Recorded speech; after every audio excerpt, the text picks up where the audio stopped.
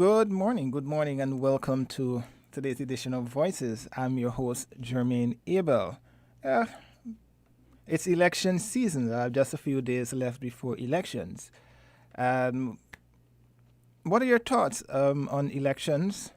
What we should do? How we should prepare? What questions, concerns you have? You can express it here on Voices. It's an open mic today. But before we even jump into any discussions or any focus, we have to acknowledge our partners, Rams and Flow.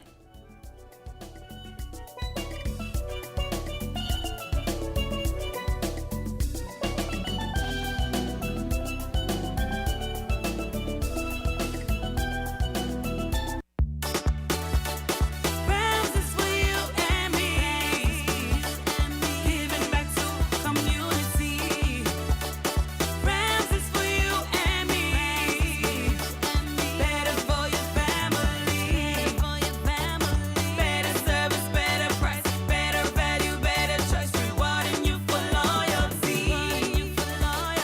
Rams is for you and me, better price and quality.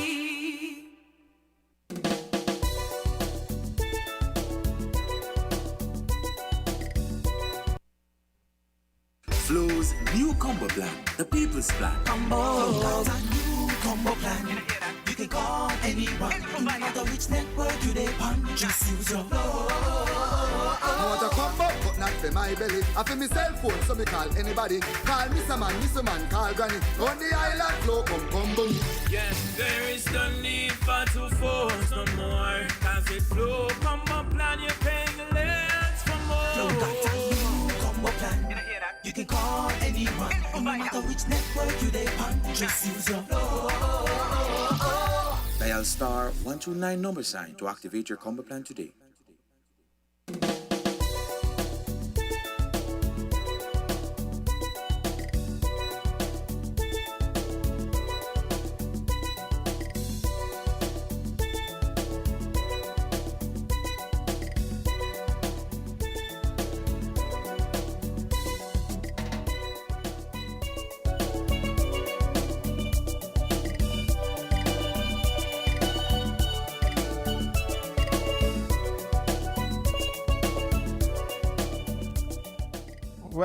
Welcome back to Voices. Like I said, it's an open mic today.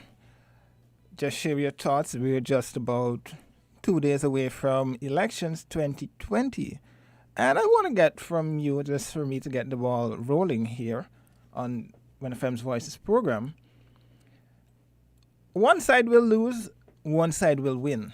How do we now get the politicians, that is coalition or the opposite or the Labour Party, to actually bridge that gap in the House of Parliament when after elections? Because as you would have heard arguments time and time again, only the will of the people is I elect a representative, whether or not they're in government or in opposition. But those in the opposition oftentimes are not, I don't want to say their voices are not heard, but the will of the people from those in opposition oftentimes are eroded, as people would have said time and time again. So I want to get from you, the listeners to the Voices program, how can we integrate more of the people's will for those who may not form the government into policies, decisions, and the life here in St. Kitts and Nevis after elections? Because like I said, it's the will of the people. It's just that their party, their coalition may not form the next government. Additionally, I know sometime last week or the week before, we had a discussion surrounding instances of crime and violence here in St. Kitts and Nevis. And I'm raising this topic again against the backdrop of we had 2 homicides basically here in St. Kitts and Nevis on the eve of elections.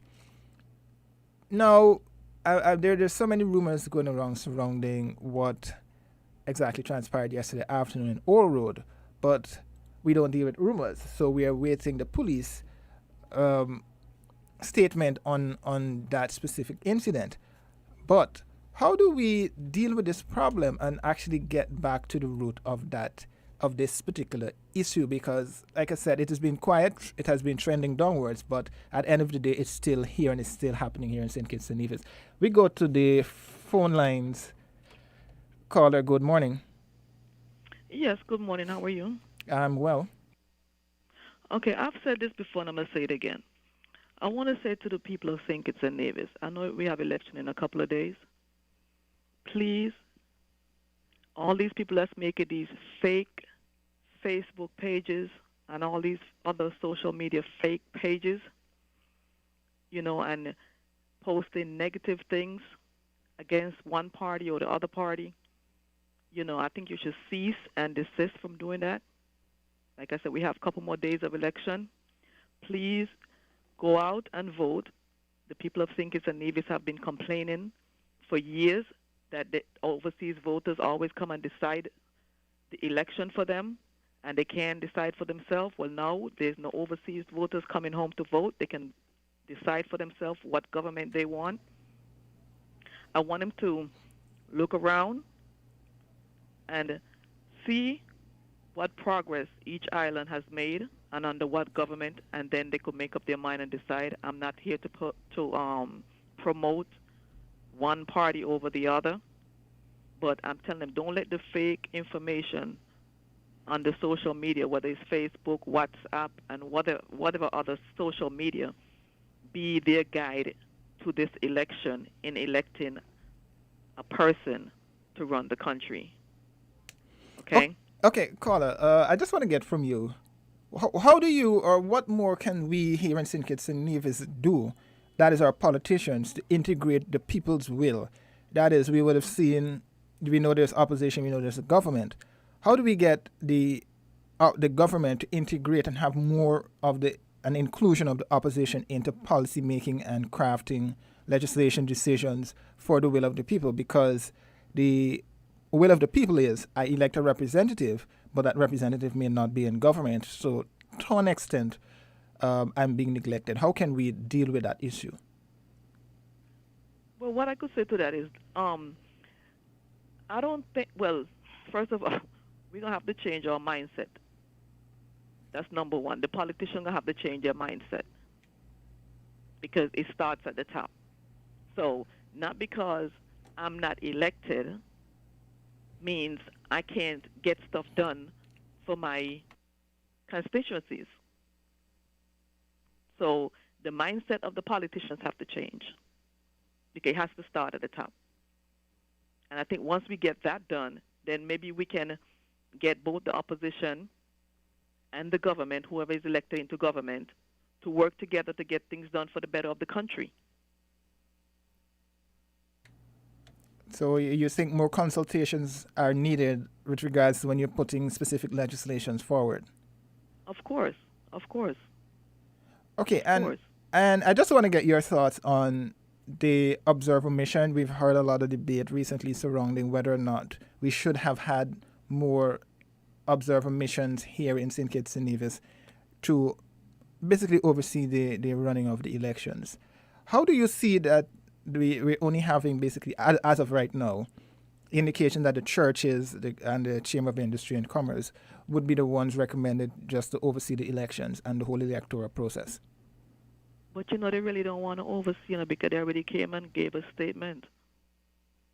They already came and gave a statement and said this is last minute, and they're not really, what's the word I'm looking for? Like, they're not prepared really to oversee the election. They came out and made a statement and said that. So this is going to be an interesting election. I just want the people to go out and vote. I'm not here to promote vote for A or vote for B, but go out and vote. And it have been 50 years now, 50 years, since the people of St. Kitts and Nevis haven't elected a government. The people who live in St. Kitts and Nevis, let me put it that way, the people who live and work in St. Kitts and Nevis have not elected a government for themselves in over 50 years. So this is the perfect opportunity to do that. So come Saturday morning, no one going to say, well, the overseas voters gave us another government we don't want. All right. Thanks, caller. Thank you. Have a good day. You too.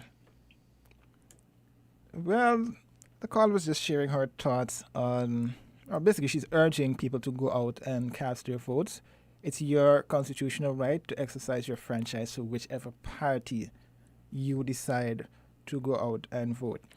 But like I was saying, our focus for discussion is the observer missions. That has been something we've all been talking about. We've heard the Chamber of Industry and Commerce, the president basically expressing her views on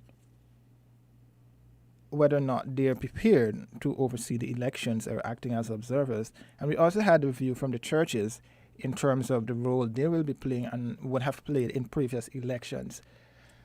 And also, we're looking at the issue of how we can integrate the opposition, regardless of whichever parties win or coalitions win the upcoming elections as of Friday. And how do we get more buying?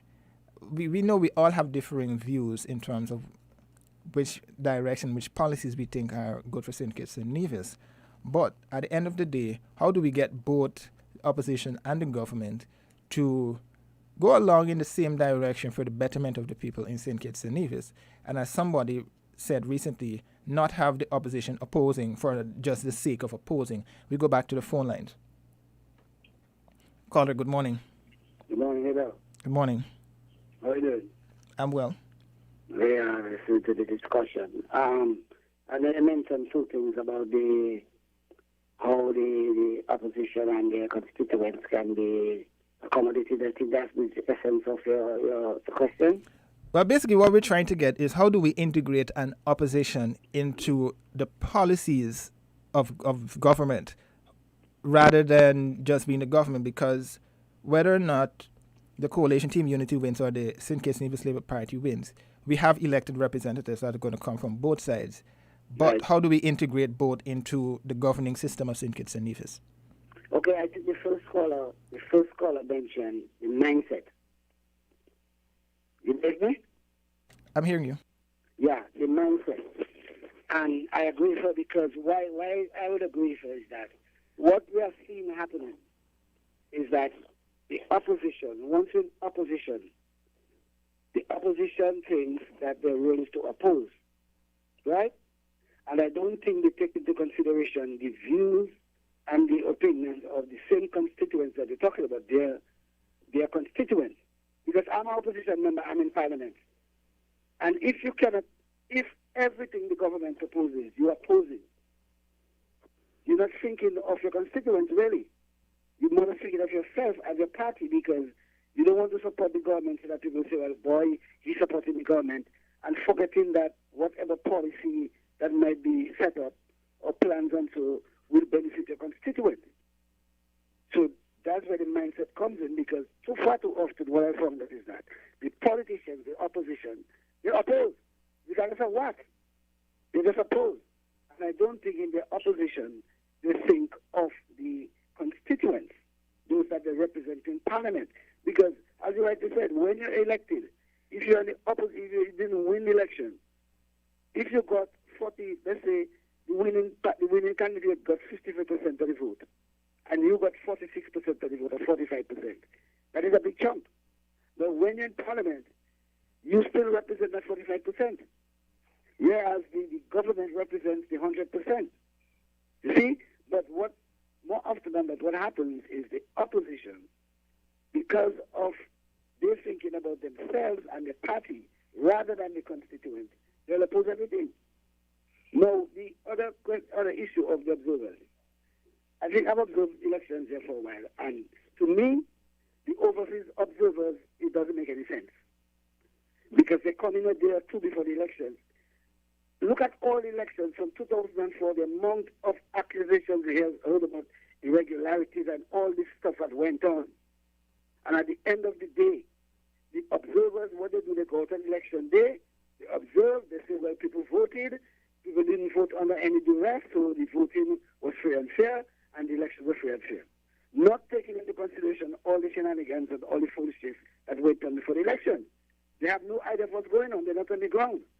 So to make this big issue about overseas observers and how overseas, all the observers coming to do is say that elections were free and fair, knowing fully well, and I mean, I know instances where observers were spoken to and told of various irregularities and what is going on, foolishness that going on. And at the end of the day, the report says the elections are free and fair. At the end of the day, elections are free and fair. So the issue, I listened to the radio, and you have people talking about, the overseas observers, if they don't come, and what's going to happen. But when the observers coming 2 days before the election, they meet with the opposition, they meet with the government, they meet with other civil groups, they give their side of the story. But all the foolishness that gone on before, they're not there to cover that. And on the election, they come, they give their 2 days after they give a report, elections are fair and fair, and that's it. So to me, if you have the local people who are going to live here and observe the election and know what's going on, to me they'll do a better job. And I all this thing about we're not trained to observe this and trained to observe what? We have elections been going on in St. Kitts for years. All the shenanigans, the Christian conservatives don't know about it. So to come and say that you're not trained and you don't have the expertise, to me that's a cop-out. Because bringing in the foreign observers to come and observe the election is a waste of time. Okay, I have 2 questions for you, caller one. We're on the topic of observers now. Yeah. You're mentioning that we're bringing them in 2 days. That's the tendency of bringing them in 2 days just to observe the elections. But do you think that, one, we should have them come in, whether it be a week, 2 weeks before the elections, to have a broader understanding of the environment that they're observing? I could understand that they come in 2-3 weeks before. But to come in 2 days before the election, or 3 days, and then have meetings, and then election, then you go about the poll stations, observe what is going on, and then sit up and pen a report and see the election of friends. It doesn't make sense. Does that make sense to you? Okay, I understand that. So does it make sense? I understand what you're saying. Because if they're coming in 2 days, they're basically coming in to observe the elections. But we're talking about the general apparatus here of the elections, which is basically before, during, and after the elections process. One. So my second question is, in order, you're also mentioning that there are a lot of shenanigans going on. Do you agree with the notion that we should have both sides of the political divide sign on to a code of conduct before the election, so we know that they're both adhering to these plans that are in place? So even if the observers come 2 days before, 3 days before, we can present them with a document to say that both parties have signed on to this and they've been adhering to this code of conduct. Well, listen to what I tell you about this, right? This signing of code of conduct and thing, to me, it doesn't make sense. Let me tell you why. You have the Constitution of St. Kitts and Nevis, right? Which lays out specific what should happen X, Y, Z. And what you see happening, everybody gives their own interpretation to run around and play games with the people and tell the ordinary man that he does not understand what the Constitution says. And those politicians, they use lawyers to come in and try and hoodwink the people and say, well, people don't understand, and they don't understand, so they have to do the interpretation as to what should happen. The Constitution is just written in black and white, people can understand, right? So this thing about putting a code of conduct, you have code of conduct, you have rules, and you have laws, but you're dealing with man, and man is very dishonest, right? So no matter what code of conduct you put in place, man always find a way to go around. And then they will use their legal brains and the lawyers to come and tell you that blue is red and red is blue. That's what happens now. So it's all well and good to put in code of conduct and let politicians sign, but at the end of the day, you deal with people. And you put the code of conduct in place, like it have laws, all kind of laws. Then you have to say, well, you need to implement this law. But there are laws and they're not enforced. And that is the problem we have. So the issue of signing code of conduct and all kind of things, the election laws are clear, you know. Just like the registration, the voting, and so those laws are there on the books, they're clear. But what you find happening, people skirt around it. They do all kind of foolishness and they get their legal advice and their lawyers to come in and hoodwink the people and say, well, this is what that means. Y means W and X means A. That's what they do. So there's no absence of laws and regulations and code of conduct and whatever. They're there. But the powers that be always find a way to skirt around the issues and try to hoodwink the people, play the people then. Okay, the next question, my final question, has to go back to the integration of both the opposition and government into policy making. you talk about the opposition is opposing for the sake of just opposing, but because it seems to be a concern not only here in St. Kitts and Nevis, but when governments are making their legislation, they oftentimes do not consult with. I'm not sure if it's happening here a lot in St. Kitts and Nevis, but I know for a few legislations that were passed, the opposition cried foul that they weren't consulted. Do you think that it's because of the lack of consultation with the opposition is the reason behind why they're just opposing for opposing sake? Because we can go back to, for example, somebody was making reference recently that if you know you're passing a legislation that needs 2/3 of the assembly, wouldn't you consult with those across the political divide to get their input into this? So when we bring it to the House, we bring it knowing that it's actually going to pass. But listen, Abel. That is what the House is for. Look at you bring up some case in point. When they were debating the state of emergency, remember originally the government had mentioned 12 months, right? You there? Yes. Remember the government were proposing 12 months, right? You Yes. agree to that? Go ahead. They were proposing They were 12. proposing a 12-month state of emergency. Remember? Yes. Congress in his presentation lobbied and agitated. Yes, he didn't get the correct wording he was looking, but in the end it came down to 6 months. You see? So the point I'm trying to make is when the government presents whatever, yes, they are the majority in Parliament.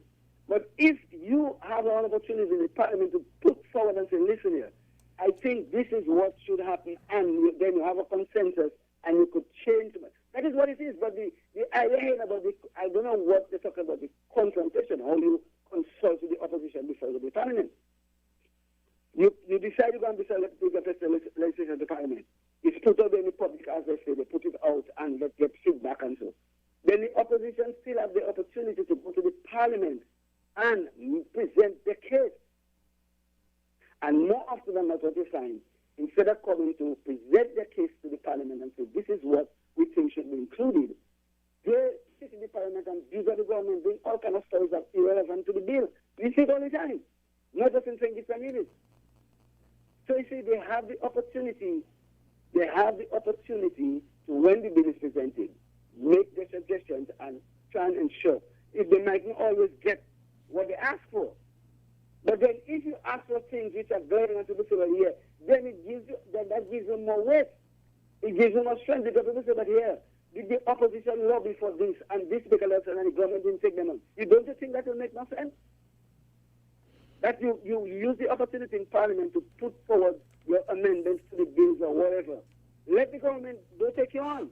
So at that time now, you have a case, so you can go and say, but listen, I propose X, Y, and Z, and the government is studying me. You get what I'm saying? Understand you. Just sit in the Parliament and just criticize and then all kind of stories which are relevant to the bill, to me, doesn't make sense. All right. And it happens, and it's not about supporting, it happens both ways. Because when the government changes and the opposition objects to the government, it's the same thing happens. The government now propose certain things.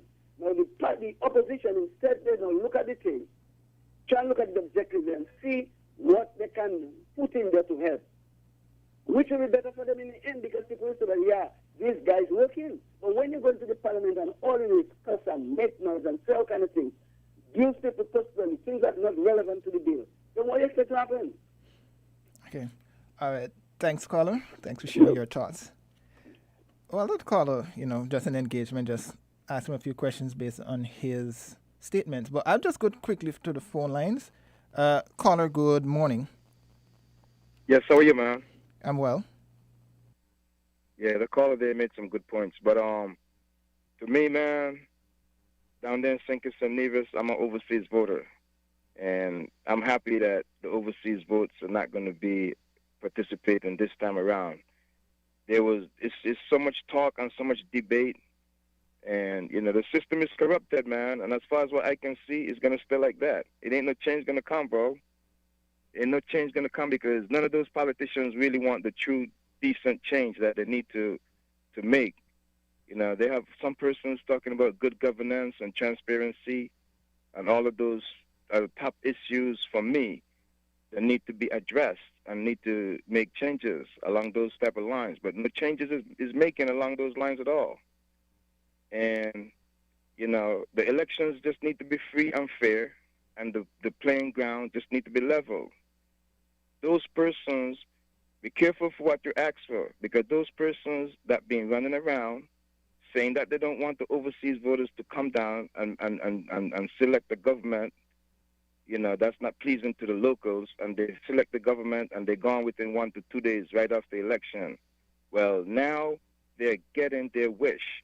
They're getting their wish now, and then they're still upset and crying foul about it. You understand? So you can't please people, bro. The elections just need to be free and fair, and that's it. Before all of these overseas observers is coming in recently, before that, elections was going on, all the same, right? So this time is going to be a chance like that. The elections should just go on Friday. Well, we got 2 more days, and transparency. Those who are about transparency and being fair, well, just let the election go down. We want a free and fair, non-violent election. We just go to the polls Friday, make our exercise our right to vote, and go home. When we go home, who win? Win. The best man win. The best party win. If they want to celebrate, they celebrate. But just as time goes on, after they form the new government, they got to figure out the ways how to, incorporate the opposition. But they should maybe have some local boards or committees that could bridge that gap, because as far as I can see, the politicians themselves, they're not willing to, bro. That's my contribution. All right. Thanks, But caller. I just hope that Friday, the vote, seeing that we don't have the overseas vote, right? The results should be in at a decent time. I don't see why they can't do that, bro. What they got, like 30? How much people they got registered to vote? 48,000. Without the overseas voters now, the results just need to be in at a decent time. So there should be no unrest in the country. All right. Thanks, caller. Okay, you're welcome, man. Okay, well, that caller was basically sharing his views, urging people to go out and support which party you need to. But at this point in time, we'll take a quick break and we'll come right back with Voices. Found the sound 98.9 FM. Buster, pour it up, meet the thirst quencher in my cup. If you have one, hold it up and say, must the the colors in my life. Refreshing and nice, and I drink that what we like. But stand you full of vibes, living full color. I know black and white, we do what we like. We live to enjoy life. Buster, pour it up, different flavor. Load it up. If you have one, hold it up and say, must the colors in my life. Flow helps you stay connected to what matters. Simple plans and a better network mean that you can enjoy 30 days of unlimited social messaging, 10 gigabytes of reliable data to use as you like, and 1,000 local anywhere calls and texts with the always-on prepaid plan, all for $100. Keep your number when you switch to St. Kitts' most reliable LTE network. Switch to Flow. It only gets better.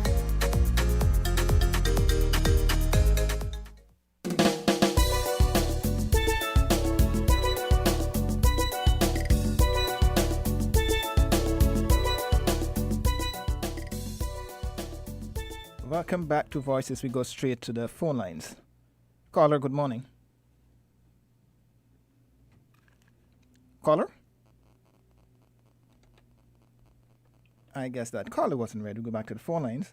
Caller, good morning. Good morning. How are you doing today? I'm well, sir. Have a wonderful, great day to you. Wish you a good day. In reference to the caller, 2 callers back, no, I don't know if the statement you made when you say you heard somebody talk about consensus, especially when you have a bill that needs 2/3 vote. I don't know if you saw my posting last week on Facebook on that. But I think the caller have it wrong and have it mixed up when he's saying that that's what Parliament is there for. In my understanding, And common sense will also dictate to tell you that Parliament, when a Parliament representative gets up to speak, it is not necessarily in opposition in the way we think of it. It is to place their opposition on record. You understand? Meaning, okay, the government is bringing this bill. This is how we feel about this bill. It is not to try to force the government to go back and make changes. No. In a fair and a consensus setting of government, and the best practice should be first try to find a consensus. See what the other side can offer to the bill. And that's for any government, past and present. That should have been done in the past, and it should be done now, and it should be followed in the future. Find the consensus first. Then once you find that, then you come and you lay your cards down on the table. Then now everybody could put what they opposed to or whatever on the record. Parliament is not there to just boisterous argument, back and forth argument, tit for tat, butter for fat. You kill your dog or kill your cat. You know, old cliche. It is not for that. It is just to place your position on record. So 100 years from now, when historians go to the record, they could see where one person stands from where the person stood. You know? Because given the time that we have, how much time you really have to make changes and stuff like that, you shouldn't have to force anybody to make change. That's all that happened when he talked about the emergency bill and talked about the event for 12 months. Had they sat down, they would have known that 12 months was ridiculous. And who knows if the opposition might have even agreed to 6 months. So they don't even know if the opposition really would have agreed to 6 months. The opposition just probably finally settled for 6 months by force as well. The opposition forced them to move down, and they forced the opposition to accept the 6 months, in a sense. So how do you think we can actually bridge this divide? Because, like I said, it's the will of the people. Because if I'm voting for somebody and they're not in government, oftentimes, you know, as it is being said, their will is not being in government, and then their will of the people is not being heard as much. So how do we now bridge that gap? In a democracy, your will actually stops when the voting is over. You are now converged as whatever it is now. So now our job is to now make the process and make the governance run more smooth. The problem now is that our governments do not allow the voters to heal, to allow their governance to run smooth. They create antagonization, antagonize the voter, the opposition voters and stuff like that now. And the poor public, a matter of fact, with too much secrecy, not enough transparency, don't tell people what they're doing, don't come to the people to figure out best way to move forward. They don't do that. So wounds will never get healed. That is the problem. I am quite sure most voters will quickly adapt. But until the next election cycle. But the politicians in governance and in opposition, they do not allow wounds to heal. And that is where the divide gets wider and wider and more dangerous. Okay. You know? I have a question. What are your views and thoughts on international or overseas observer missions observing or being here in St. Kitts and Nevis, and then we know we don't really have any at the moment here in St. Kitts and Nevis. Okay. So basically overseas elections. Based on history, when I say based on history, I'm not talking about the history of them coming, but based on history in the Caribbean especially, of the sort of post-election charges that one makes, and also what past observers have observed and published. So just based on that alone, it is crazy not to bend over backward to allow observers to come in. Because if you don't do that, you are clearly throwing up a red flag to say that I'm intended on doing wrong. That's the perception. That is the perception. You're creating the perception now, and it goes back to what we just talking about. So now when you win, now you open up a wound or a new wound again. So the voters again now cannot heal because they look at all this reciprocity. They don't see any. They don't see an effort to do it. And that is the problem. And then we wonder why we're in the position that we're in with this great divide.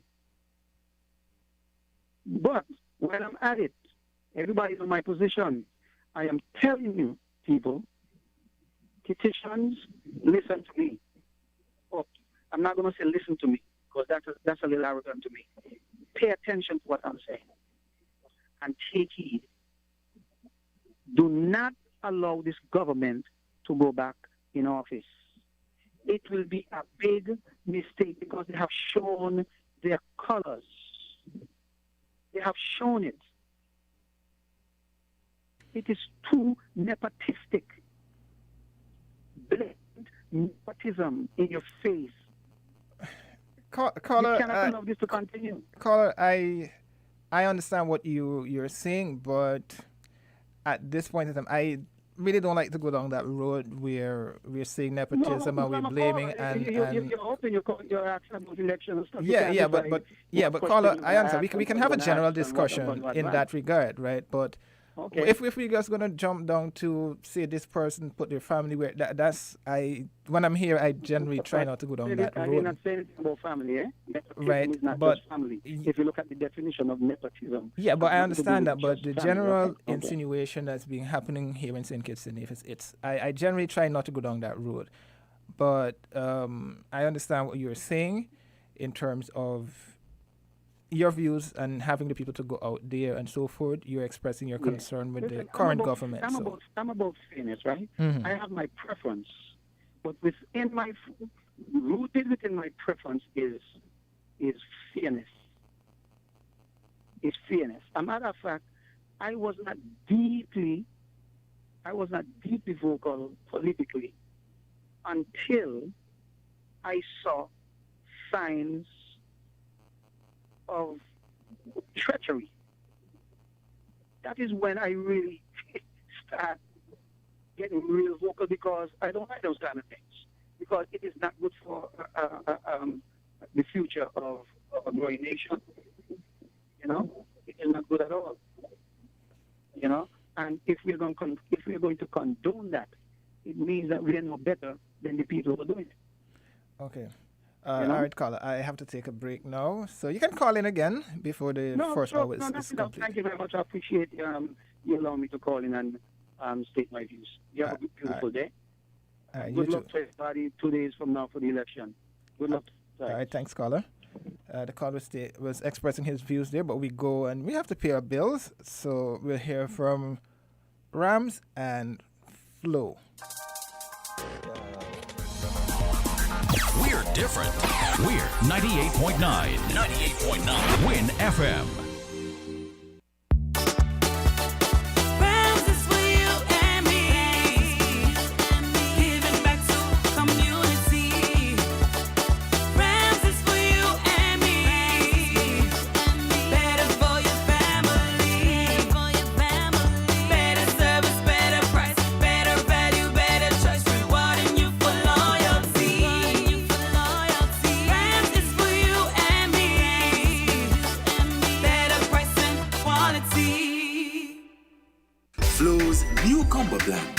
Dance Plan. Combo plan. You can call anyone, no matter which network you dey on. Just use your flow. I want a combo, but not for my belly. I feel me cell phone, so me call anybody. Call Mr. Man, call Granny. On the island flow, come boom. Yes, there is no need for to force no more. Cause it flow, combo plan, you're paying less for more. Flow got a new combo plan. You can call anyone, no matter which network you dey on. Just use your flow. Dial star 129 number sign to activate your combo plan today.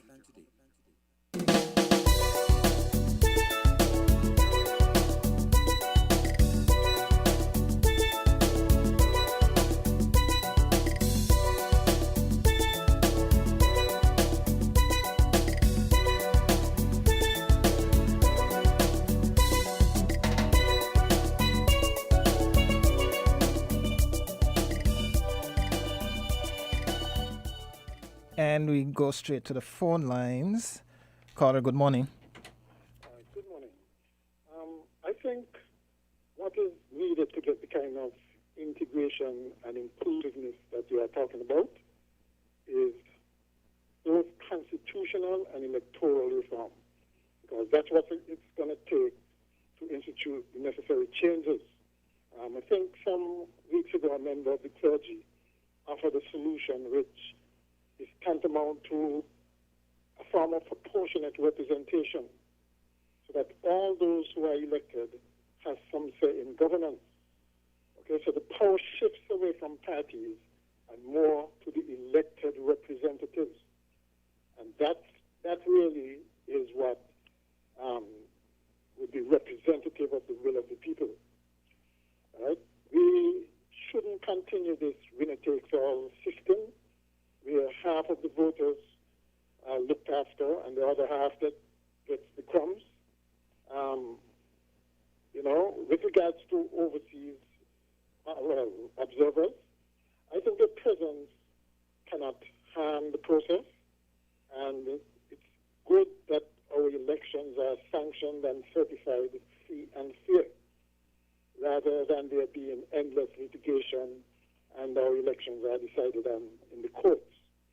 And remember, we have not had electoral reform, and the mere fact that we haven't, the mere fact that it continues to elude us, even after it was promised 5 years ago, is concerning. Right? What it shows is that the primary consideration of those vested with the authority to change the system are not really committed to it. Okay? So it's unfortunate that the observers aren't here. Can I comment on Winifred's new report that I heard? I listened to the report on Gaston Brown, who was obviously irritated and missed by remarks made by our Prime Minister and Deputy Prime Minister. And in my opinion, he has every right to be. I think it was somewhat petty of our Prime Minister and Deputy Prime Minister to give this very deceptive comparison with Antigua, okay, just to score cheap political points. We should be more sensitive to the predicament of our neighbors, and they keep doing it. The hurricane season is upon us, and we are just one disaster away from the same predicament, right? And we would expect help from first the same neighbors we are boasting on, okay? All the rest of the island. It was completely unnecessary, and our foreign minister should have pulled the Prime Minister aside and given a little lesson in diplomacy. Okay, as Gaston Brown put it, their comments were unhelpful. And notice, too, how the Antiguan Prime Minister retaliated with a little jab of his own. He was basically saying that you must look at where the countries came from, right? The current government made a lot of money on services to serve the country in the case of emergencies, okay? And this was not due to any good management by the Prime Minister at all. If you get $1 billion to basically splurge with, you'd look good too, okay? So I think that they should it's an ego problem. They should just stop it. Today for me, tomorrow for you, right? And basically, we should be more respectful of our neighbors, okay? So who knows, you might need them soon, okay? Okay, caller, just a quick question. You spoke about the integration and some of what would have happened before. How do you think we can actually deal with this issue? How? Because we have, as I would say, even if it's one party in one representative in opposition, 20 representatives in opposition, how do we actually get the issue to be resolved? That is, have both sides sit down at a table and chart a way forward in terms of actually dealing with this issue. In the absence of constitutional and electoral reform, then it's left very much up to personalities and individuals, their common sense and their good judgment, to effect those kinds of changes. Let me give you an example. The overseas people cannot vote, won't be voting in this election. Do you think, didn't it make sense that the opposition and the government had sit down beforehand and figure out a way to get them to vote where they are? The cry is stay where you are. Okay, fine. Everybody sees that it's safer for them and safer for us if they don't come. Okay? But certainly, it could have been also vote where you are and put things in place to accommodate it. Okay? Because, in my opinion, anybody who is eligible to vote the government should bend over backwards to make sure that they have the opportunity to do so. So that is not happening. We can't leave it to the personalities and the judgment of parties, because we know that they're going to be partisan. Okay? So that is why I'm saying it's going to take something like constitutional and electoral reform. Okay? Where all the things that are necessary are put in place. It makes absolutely no sense for half the country to be looked after, and at the next half, well, too bad, wait your turn. It makes no sense, okay?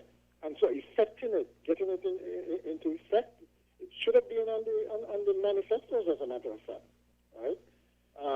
That constitutional reform, I haven't read through all of them yet, but it should have been that constitutional reform and electoral reform would definitely be high on the agenda for the election. Otherwise, next election, we're going to be faced with the same old problems, and that's what I keep saying.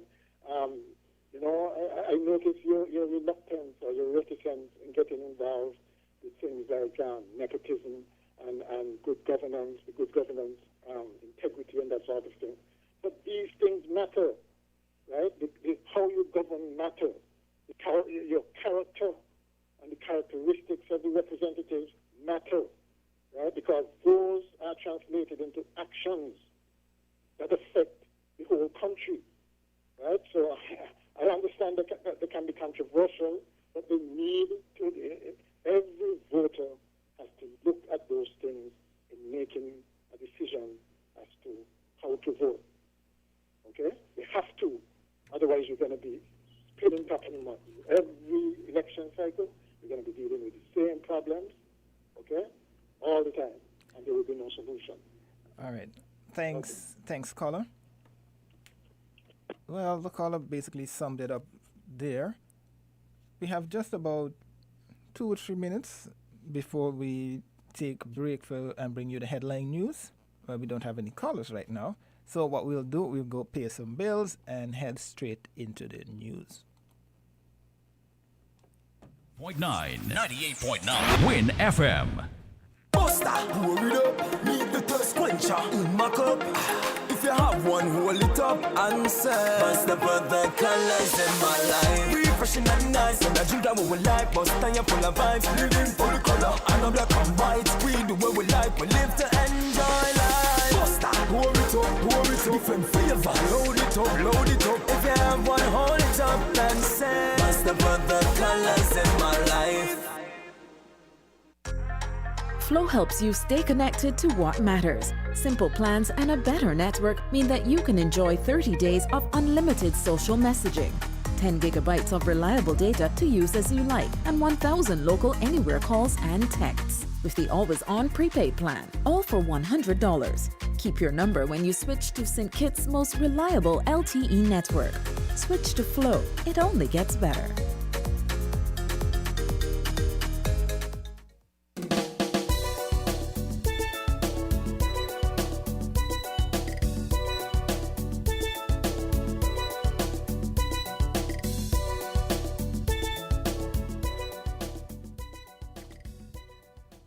Well, I'm back.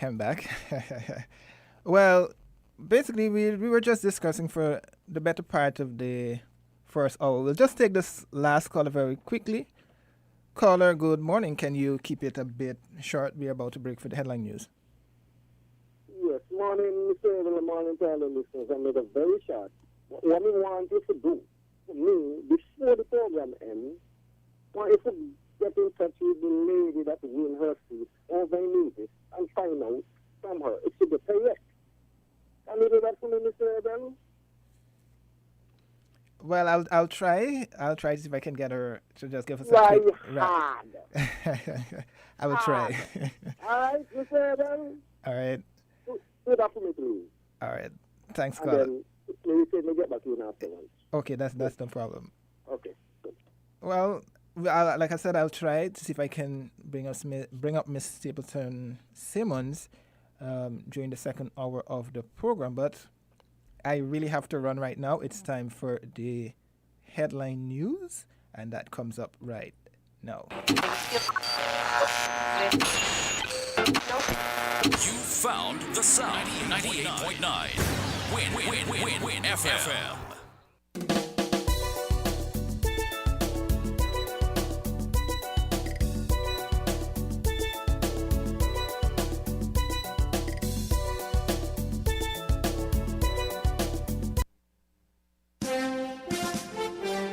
We now bring you the Win FM Headline News. The Win FM Headline News is brought to you by Caribbean Alliance, KDP Enterprises, The Grange, Carib Brewery, CNC Trading.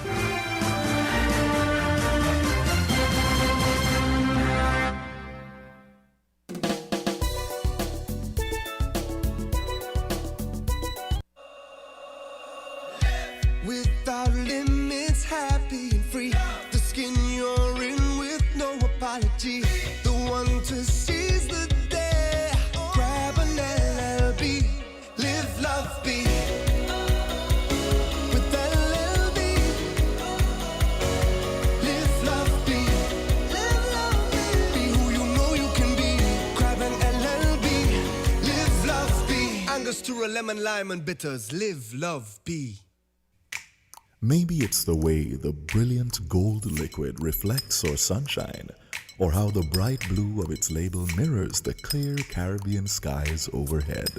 Maybe it's the fresh, crisp taste of this beastly cold beer on a scorching hot day. Maybe it's even the way it brings us all together. But one thing is for sure, Carib is very much a part of who we are wherever we're from in the Caribbean. Carib. It's the way we play. Drink responsibly. Protect your lifestyle with Caribbean Alliance Insurance. Tilly the wall with a low reputation and service for second to none. Securing you is our mission. People that you can trust, your business, property, we got you covered. Motor or personal, whatever it is, we got you covered. 130 years in this business, we've got you covered. For all your insurance needs, visit or call us at 465-2631 or 469-5303. Delia Walwyn, people you can trust. Did you know that the Grange Healthcare Facility is the first purpose-built non-governmental healthcare organization on St. Kitts, offering 24-hour nursing, therapeutic, and residential care for older adults? It's situated at Otley, 7 miles east of Vastair in beautifully landscaped surroundings. The Grange has a team of highly trained professionals and provides care that's rated as being comparable with UK and North American standards. The Grange offers varied accommodation to suit your individual needs, and our all-inclusive packages make the cost of care per hour the most competitive on the island. Services include convalescent care for all ages, daycare facilities for older adults, rehabilitation services, and training and continuing education for healthcare providers. For more information, call 466-5525 or 465-8020, fax 466-8221, or email thegrangehealth@gmail.com, or visit our website at www.grangehealthcarefacility.com. Shipping your cargo shouldn't be a hassle. It can be as easy as a single call to Amerijet International, your worldwide cargo transportation solution. We provide all the services you need to ship your goods anywhere in the world. Whether your shipment is fresh, frozen, large or small, alive or hazardous, you can count on Amerijet to deliver it safe and sound. Amerijet International, by land, sea or air. We get it there. For more information, visit us online at www.amerijet.com or call us at KDP Enterprises, telephone number 466-9595.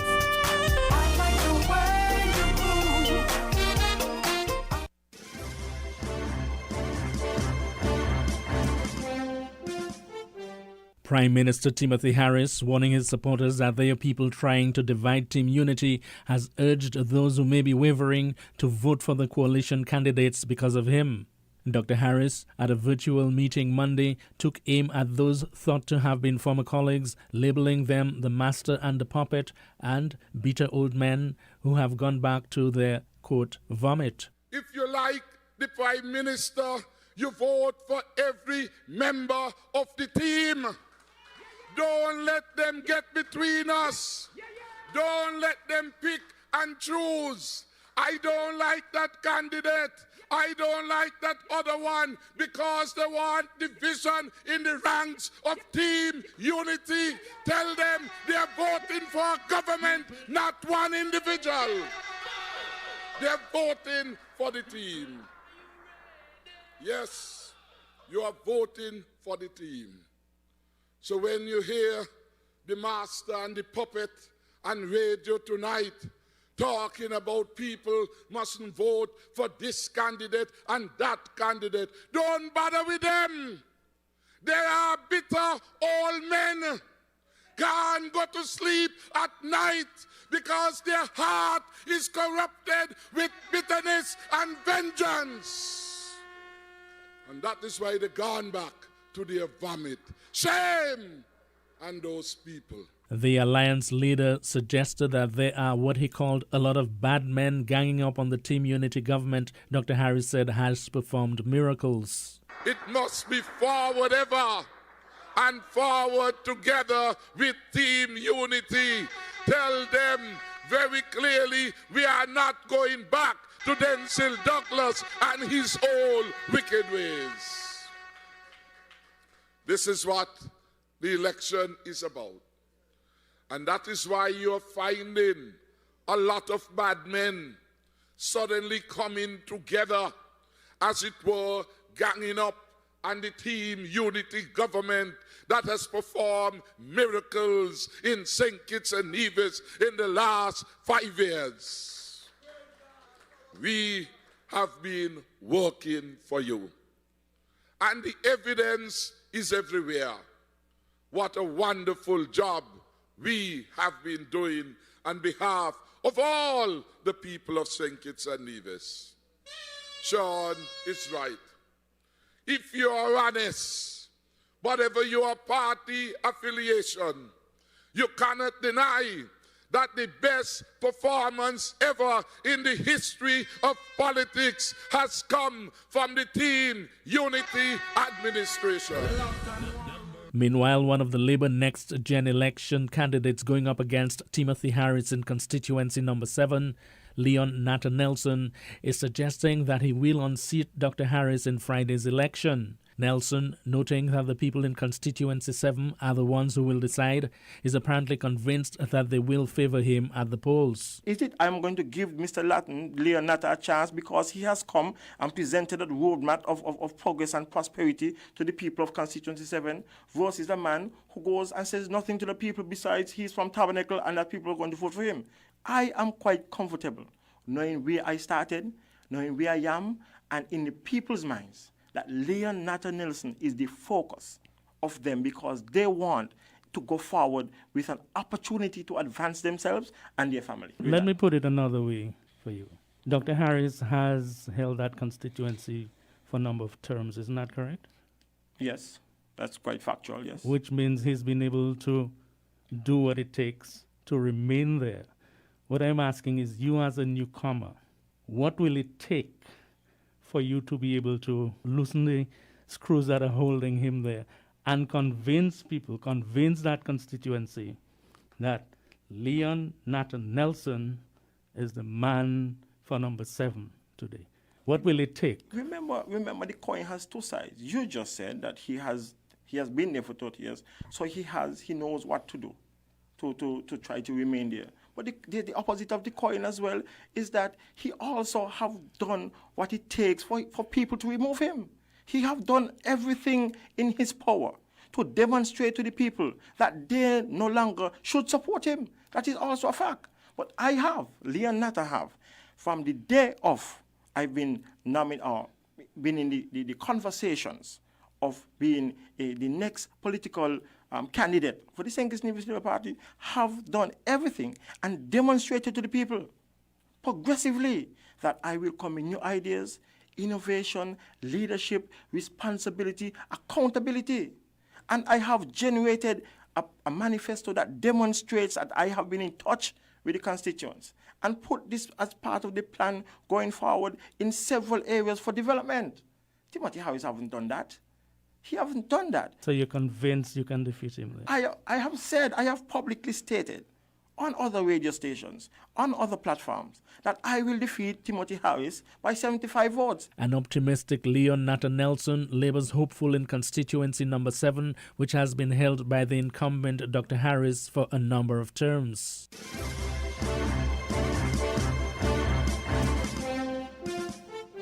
Several days before citizens and residents head to the polls, the Federation recorded another homicide when a male was reportedly stabbed in the Old Road area. Police confirmed to reporters late Tuesday afternoon that there was a fatal stabbing incident. No other details were provided up to news time Tuesday. This incident brings to 6 the number of homicides for the year and comes several days after the body of 55-year-old Stennett Harvey was found in Sadler's Mountain. Police in a statement on that incident said that the man's body was found on a dirt track with several lacerations. Investigations into both incidents are ongoing.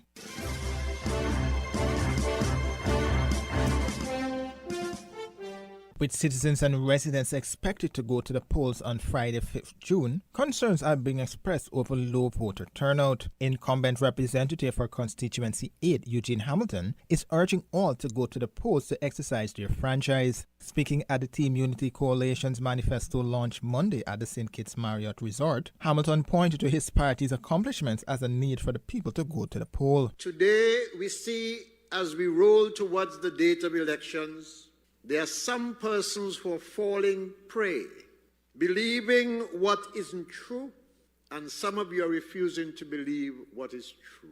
Be careful. Either way, you are being fooled. You're being fooled, and sometimes we make the decision, or at least express that we will not be voting in these elections.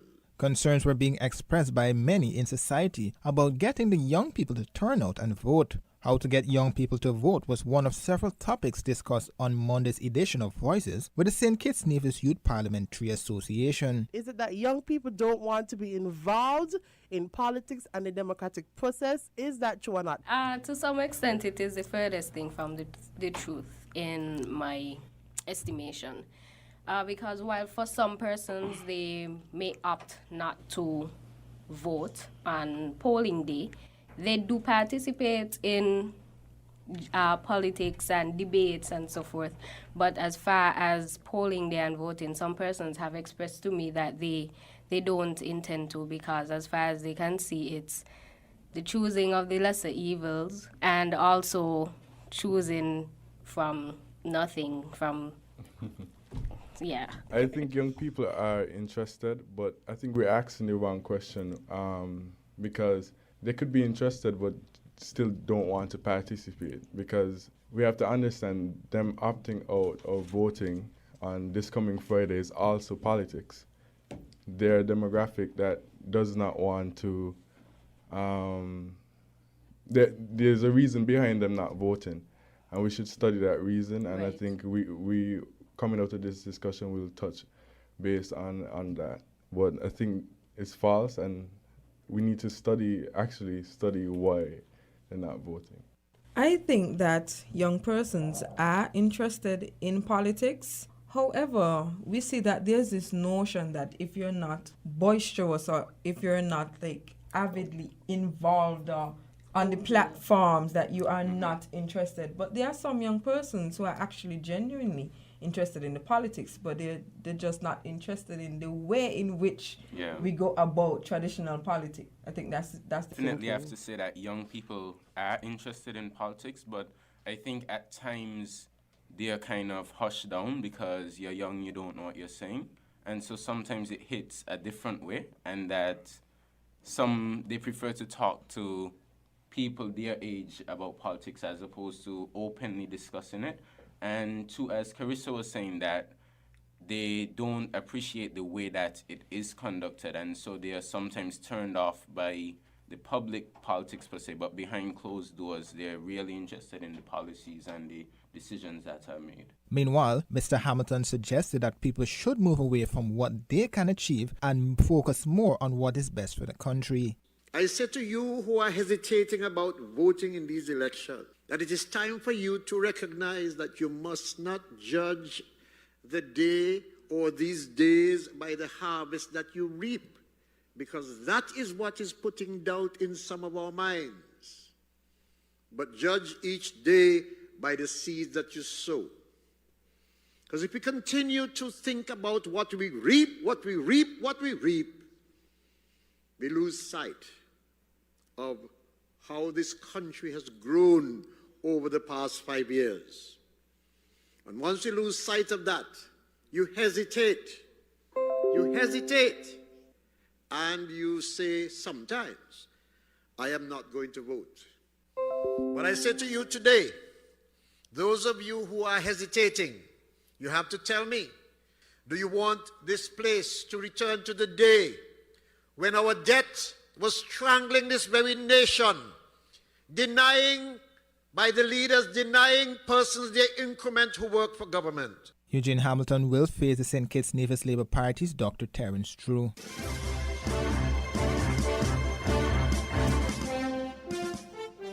Barbados' Prime Minister Mia Mottley is working to have her country's economy restarted through capital projects. The PM, while speaking with trade union representatives and law enforcement personnel on Tuesday, disclosed that her territory has recorded over 31,000 unemployment claims. However, she's of the belief that government's capital projects will stimulate the economy and create jobs. We have to keep our country safe. So that this is fundamentally about lives and livelihoods. The government recognizes that in spite of the couple $100 million that have been put back in the pockets of Barbadians over the last 2 years, whether in terms of income tax refunds, reverse tax credits, VAT refunds, corporation tax refunds, CLECO money, British American, that there is a genuine concern that if we want to have the greatest impact and multiplier with the money that we spend now, it probably needs to be in capital projects and to increase significantly the amount of capital projects that we can do, the government can do. Barbados, like many other territories in the region, has been feeling the economic impact of the deadly coronavirus. And, according to the Bridgetown government, with its prudent economic management, it has been able to squeeze to increase those projects. It is against that background, therefore, that the government has determined, because of the fiscal space that we have, and Dr. Greenidge will carry you through the details of the presentation, that we need to be able to shift some of our expenditure. And believe you me, I'm not an accountant, so understand it above the line and below the line and what you can do. I, like you, had to learn it when I became Minister of Finance with respect to what would be the parameters of permitted expenditure. So for those who ask, well, why just don't issue a bond and get money? The issue is not financing. The issue is fiscal space. So that if this is all of the space, if this is all the fiscal space I have, then all I can do is rearrange within the box what I need to do in order to be able to get the capital expenditure that I need to get. PM Motley acknowledged that more government activities will also be undertaken to bolster the failing economy. I've indicated already that we're reviewing the estimates, we're reviewing programs. There's some programs we will have to put on hold, there's some we will have to pause, there's some we will have to get rid of and find somebody else to do them. Because we are in that moment. And the most important thing, because COVID-19 is a once-in-a-lifetime event, what we don't want is to create permanent solutions that go way beyond what COVID-19 is carrying us to and overshoot. So it is against that background that we determined that a compact with those of us who are at the core of wanting to retain stability in this country. And there is no God-given right to stability, and if we ever doubted it, we only need to go and turn on our television now and watch for the last 7 days what has been taking place in the United States of America, and which nobody can be happy about, but which regrettably is as a result of years of ignoring the concerns, the difficulties, the worries, the anxieties, and not just of who we see, because in very many instances the people we are seeing on television are our family.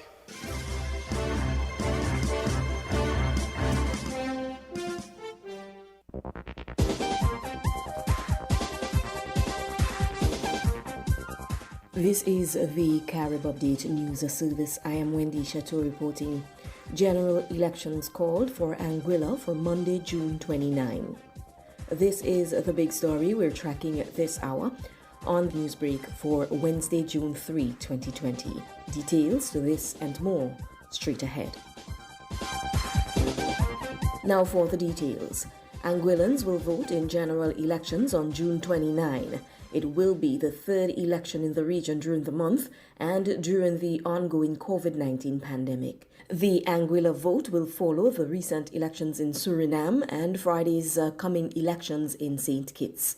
Anguilla Premier Victor Banks made the announcement at a virtual online event on Tuesday night. Banks is hoping to lead his Anguilla United Front to back-to-back victories, but faces a tough challenge from the Anguilla Progressive Movement, a party headed by medical doctor Ellis Webster. Webster sent out an audio statement soon after the announcement, welcoming the elections. Jamaica's Prime Minister Andrew Holness says people entering the island directly from any of Jamaica's travel bubble countries will face an easier re-entry process. The Prime Minister described the travel bubble as countries which pose the lowest risk of spreading the coronavirus. Speaking in the House of Representatives Tuesday evening, Holness said countries in the travel bubble will be governed by modified protocols, which will speed up the re-entry process. The countries include Antigua and Barbuda, Barbados, the Cayman Islands, Montserrat, Grenada, Trinidad and Tobago, Turks and Caicos, St. Kitts and Nevis, St. Lucia and St. Vincent and the Grenadines. Holness noted, however, that everyone entering the island will be screened. The process will include a temperature check, observation of symptoms at the airport, and a health risk assessment.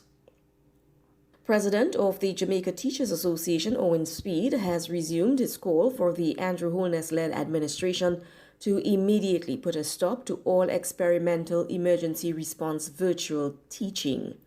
Speed, who was speaking at the Rotary Club of Kingston's monthly meeting on Tuesday, said that virtual teaching has only been reaching 30% of students island-wide and warned that a potential spike in COVID-19 cases might further complicate outreach. The JTA president said that both teachers and students need adequate training in using the platforms. This is Newsbreak from the Carib Update News Service. In more news, Barbados officials say secondary schools will reopen from June 8th to allow students to complete their Caribbean Examinations Council (CXC-SBAs) and internal assessments for Caribbean vocational qualifications. The Ministry of Education says it has been granted permission for secondary schools to reopen, and all protocols will be in place to safeguard staff and students. It said only those students who are contacted by their teachers will be required to attend school. Protocols for the safe reopening of schools have been devised and shared with all schools. These protocols have been developed in collaboration with the Ministry of Health and Wellness, teachers' unions, and principal associations. West Indies cricket selectors have a 14-man test squad and list of 11 reserves for the proposed Sandals Tour of England 2020. The team is significant for those who also reportedly opted out of selection. Middle-order batsman Darren Bravo and Shimron Hetma and all-rounder Kemo Paul reportedly did not make themselves available for the tour, coming amidst COVID-19 concerns. Jamaica's Nkrumah Bonner and Barbadian fast bowler Chema Holder are the two uncapped players named in the 14-man-led squad. There were also recalls for Jermaine Blackwood, the Jamaican middle-order batsman, and Ramon Reefer, the Barbadian who plays for Guyana. Subject to the final approval of the UK government, the West Indies will defend the Wisden Trophy in 3 back-to-back test matches to be played behind closed doors starting on July 8th. The touring party, which will be tested for COVID-19 this week, are scheduled to fly to England on private charters on June 8th.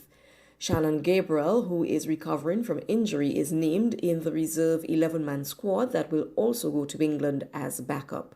That reserve squad includes 7 players who have not yet represented West Indies at any official international level. They are Joshua De Silva, a batting wicket-keeper from Trinidad, Barbadian opening batsman Shane Mosley, compatriot all-rounder Kyle Myers, and fast bowlers Keon Harding, Preston McSween, Marquio Mindley, and Anderson Phillip. These are some of the top stories from around the Caribbean of this hour. This has been Newsbreak from the Carib Update News Service, the Caribbean's newsroom. Reporting this hour, I am Wendy Chateau.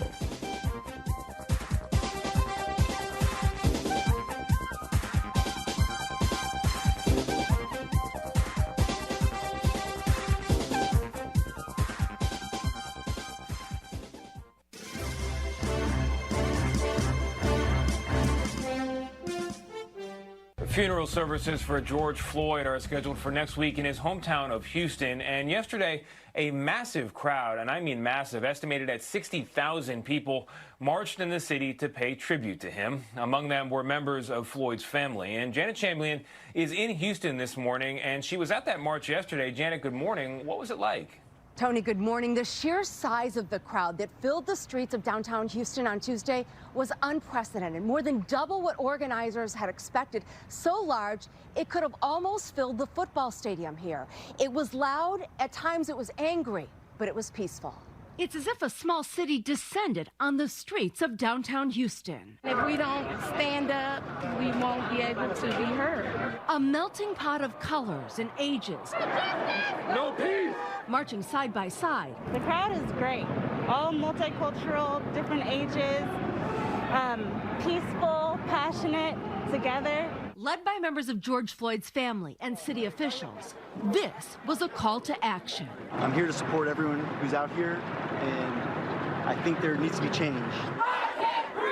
While peaceful, frustration poured out on signs and in chants. He was also what some would call a teachable moment.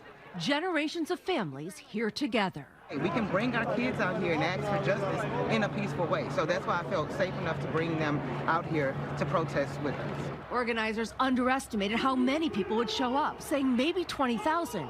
It quickly soared well past that. The streets of downtown Houston are packed with people right now, so many different backgrounds, but all for a common cause. George Floyd is from Houston, and more than a dozen members of his family were here overwhelmed by what they saw. This is amazing, all of you guys out here. God bless you all. Rappers Trey the Truth and Bun B were the forces behind all this. The city was ready to come together, they said, in the name of George Floyd. In your heart, can this make a difference? It has to make a difference, and we have to try, right? This is the fight that we have to fight. The body of George Floyd will come home to Houston this weekend ahead of a public viewing on Monday and a funeral on Tuesday. A funeral reps for Floyd Mayweather say the former boxing champ will pay all expenses for.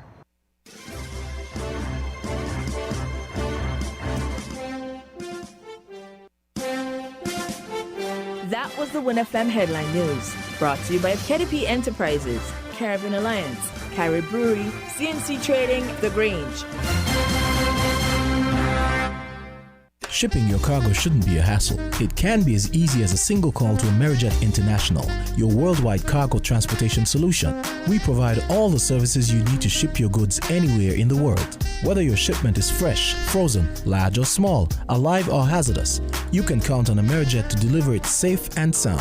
Amerijet International, by land, sea or air. We get it there. For more information, visit us online at www.amerijet.com or call us at KDP Enterprises, telephone number 466-9595.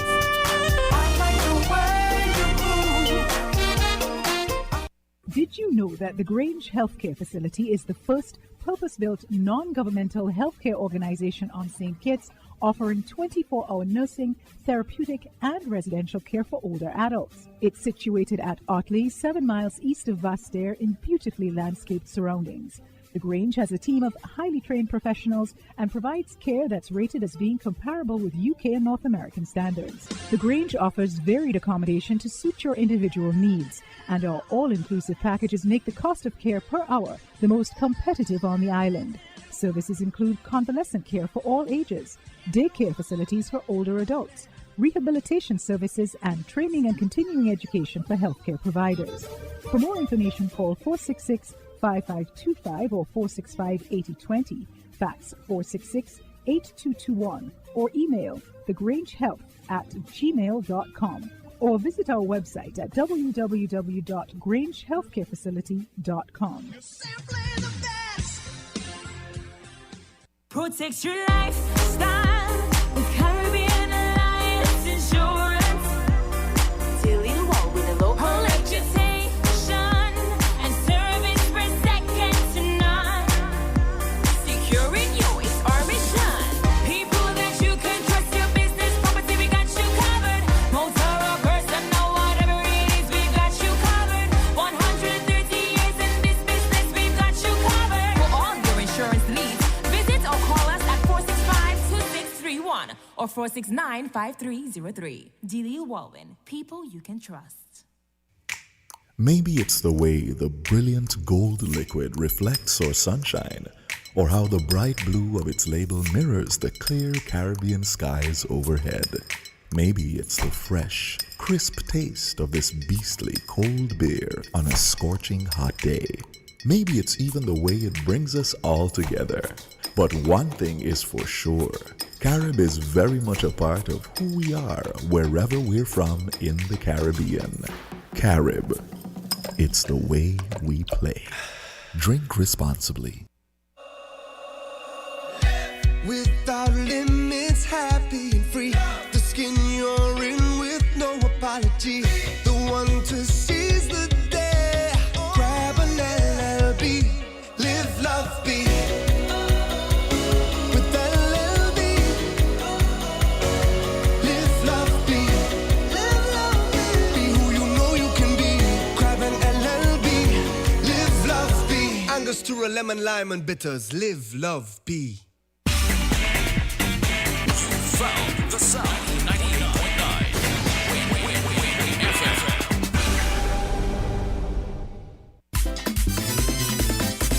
With a is the last time that you've had lunch or dinner away from home? The ambience of Sweet Cane on Port Zante provides you with that touch. Sweet Cane daily specials include burgers, wraps, soup, and tasty seafood dishes. Sweet Cane also caters for events and special parties. Call our Sweet Cane hotline at 465-4345 or 665-7628. Sweet Cane, they've got the touch.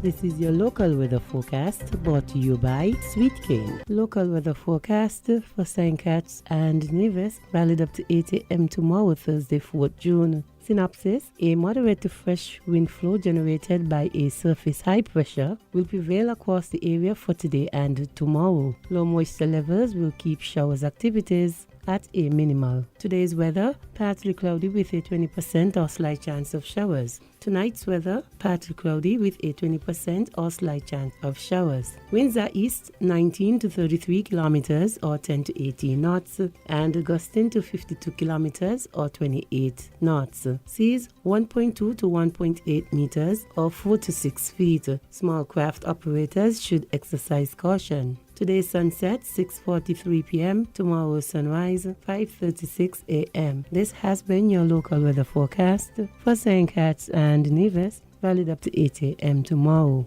Brought to you by Sweet Cane. When is the last time that you've had lunch or dinner away from home?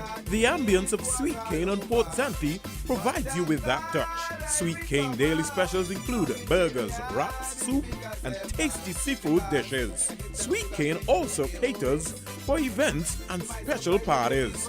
Call our Sweet Cane hotline at 465-4345 or 665-7628. Sweet Cane, they've got the touch.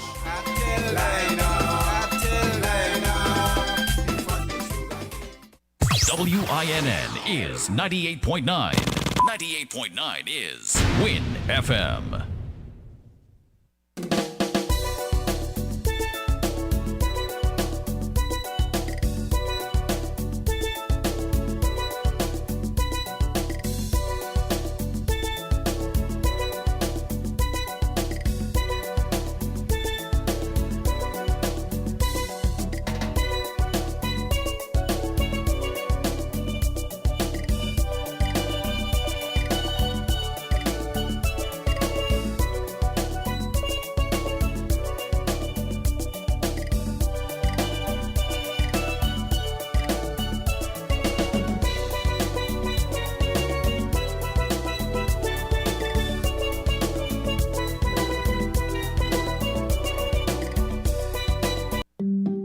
Why not stay in? Turn off the alarm clock and sleep some more on your perfect mattress from Quartz.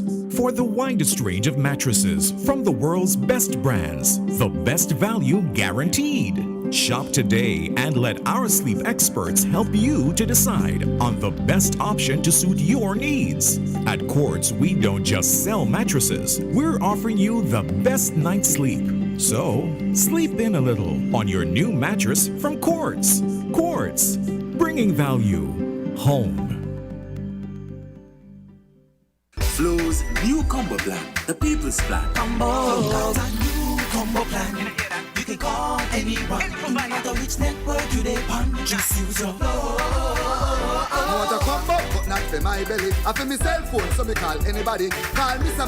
Man, call Granny. On the island, Flo, come boom. Yes, there is no need for to force no more. Cause with Flo combo plan, you're paying less for more. Flo got a new combo plan. You can call anyone, no matter which network you dey on. Just use your Flo. Dial star 129 number sign to activate your combo plan today. This is an unprecedented announcement from Horseman's. Get up to $30,000 off and pay zero VAT on top of that. It's Horseman's Automotive Unprecedented Sales Event happening now. Yes, for the first time ever, you get up to $30,000 off and pay zero VAT on top of that. Yes, pay zero VAT and get up to $30,000 off on top of that. This has never been seen before. Unprecedented savings at the Unprecedented Auto Sales Event at Horswoods Automotive. Up to $30,000 off and pay zero VAT on top of that. Let me repeat, up to $30,000 off and pay zero VAT on top of that. Don't miss this, it's unprecedented. Terms and conditions apply.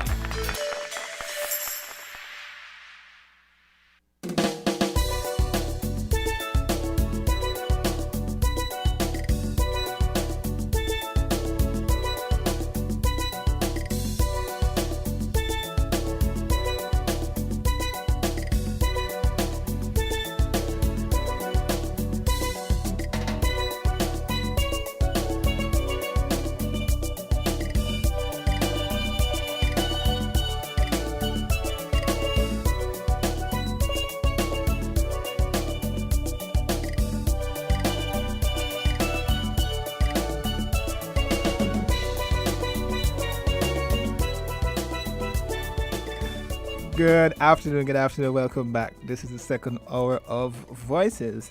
As in the first hour, it's an open mic. You can share your thoughts, your opinions, your views as we prepare for elections. It's just about 2 days to go until elections 2020.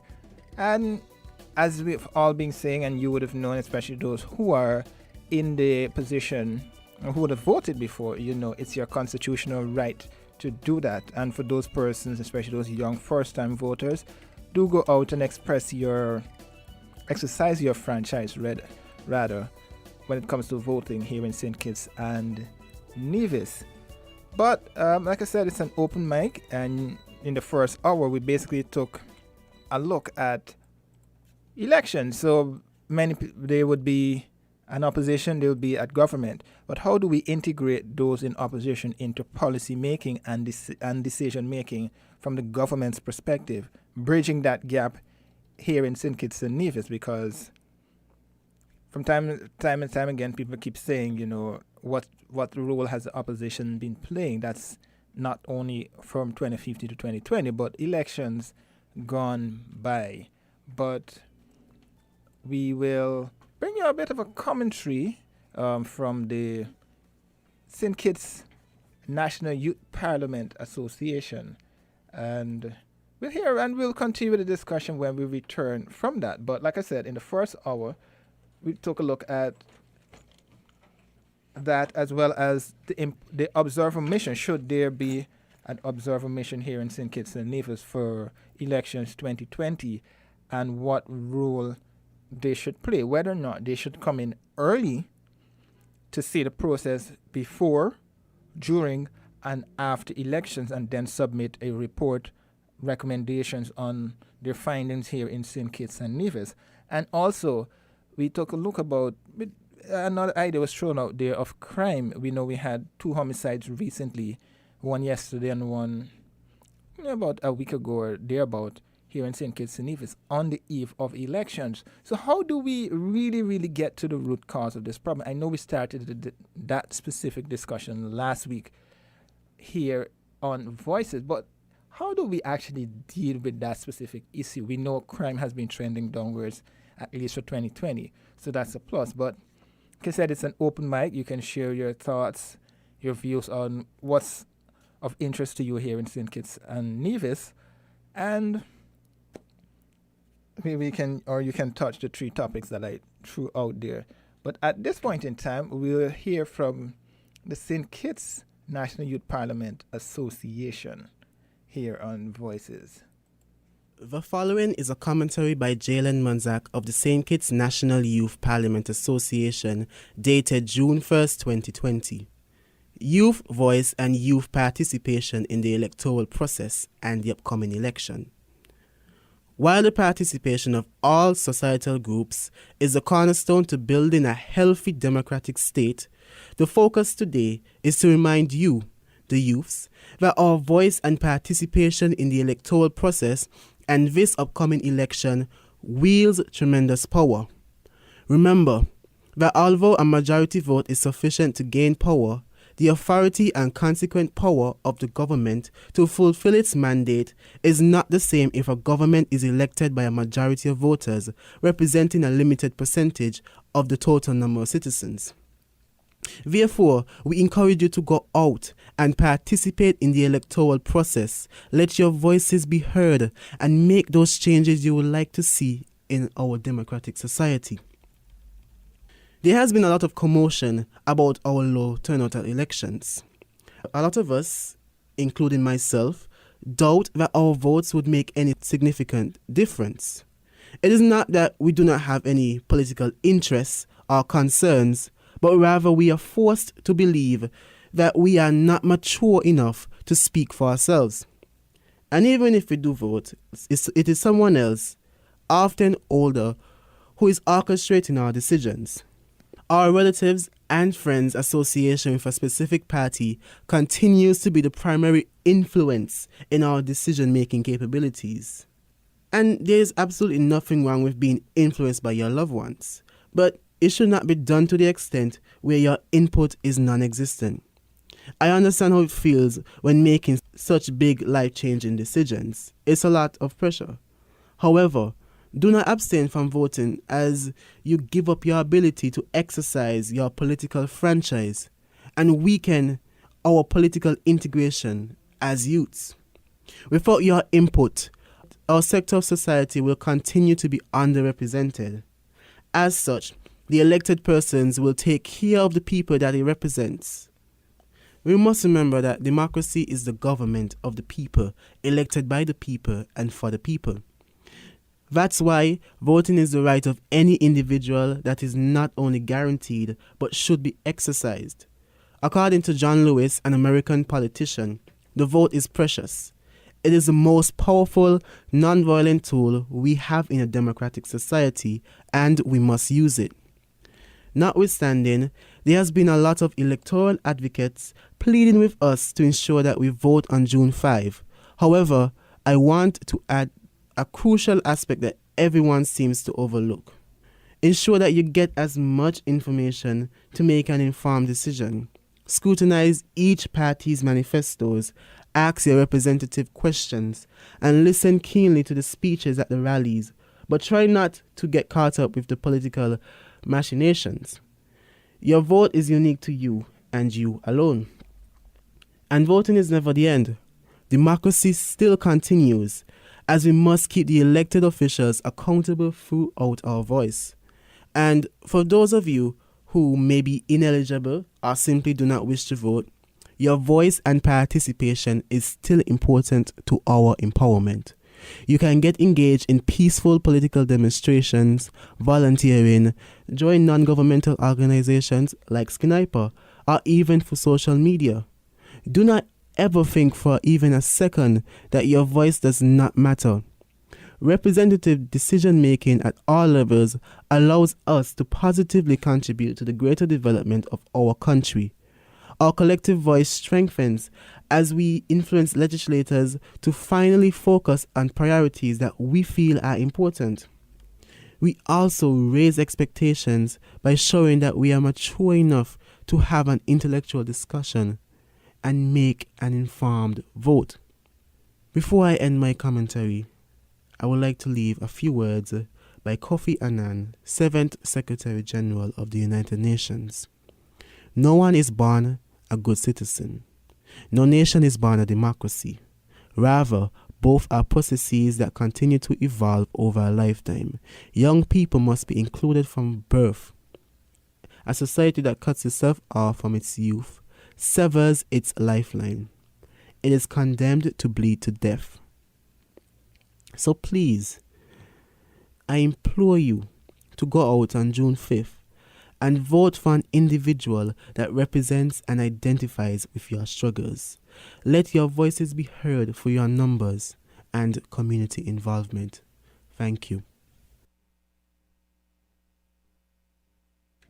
Well, there you had it. That was the representative from the St. Kitts National Youth Parliament Association, basically giving his views on the importance of getting young people out to vote, or the importance for young people to go out and vote. And I think that's one of the issues we have. I know they were on Monday discussing the role of the young people here in St. Kitts and Nevis in getting out and voting. Well, we're having a caller right now, so we'll go directly to the phone lines. Caller, good afternoon. Yeah, Mr. Abel. Abel? Good afternoon. Yeah. I want to just bring you up to date. You seem to have a foreign accent. And when I said this, not to derogate you or anything, but don't accept you as a citizen or whatever. So I want to bring you up to date. I think you're discussing the wrong thing today. Or we must reconcile certain things. You're not to reconcile nothing 2 days before election. When the election finishes, that discussion takes place. Let me bring you some facts. So the guy you had and make a splendid point a while ago. I want to rebut some of the callers who, especially Richie Bunting from overseas.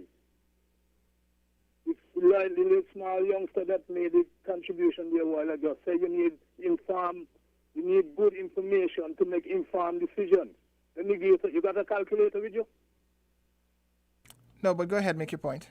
You got to, I want to show you, I want you to do it practically and tell the people. You think you could manage your phone then? You have your phone? Go into ahead. the mode for calculation. Okay, maybe you might not want to do it. Let me give you some figures then.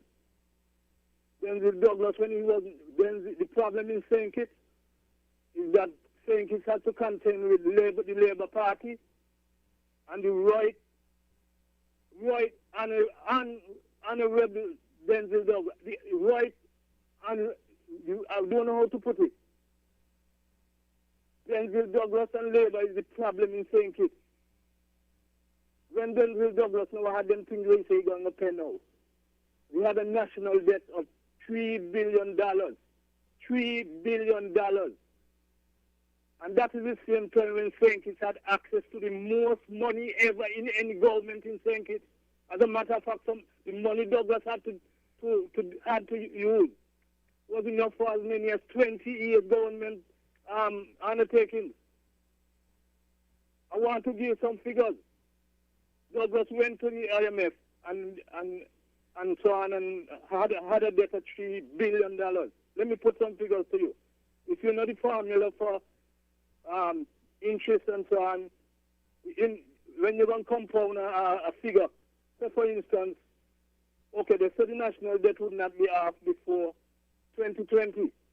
They would not be able to handle the national debt before 2020. If you use the compounding formula for calculating, let me bring some figures to you. If you multiply 1.5, which is the interest, by the power of 5, you get 1.28. Multiply that by 3, which we're going to use the 9 figures, which is billion. Just use the 3 in front, but we still know it's billion. Like when you're doing standard notation. You multiply that, so multiply 3 by 1.8. You get $3.83 billion. Put that aside, 3.38. Make a note and put that aside.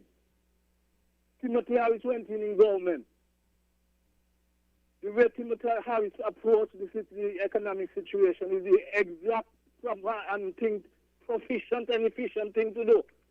Now, them petty little thing where some can and why ask upon talking about. If you go up the river go wash, I don't know if you had the experience having to go to the river go wash. Okay, rhetorical question. I really want to question you and put you on the spot.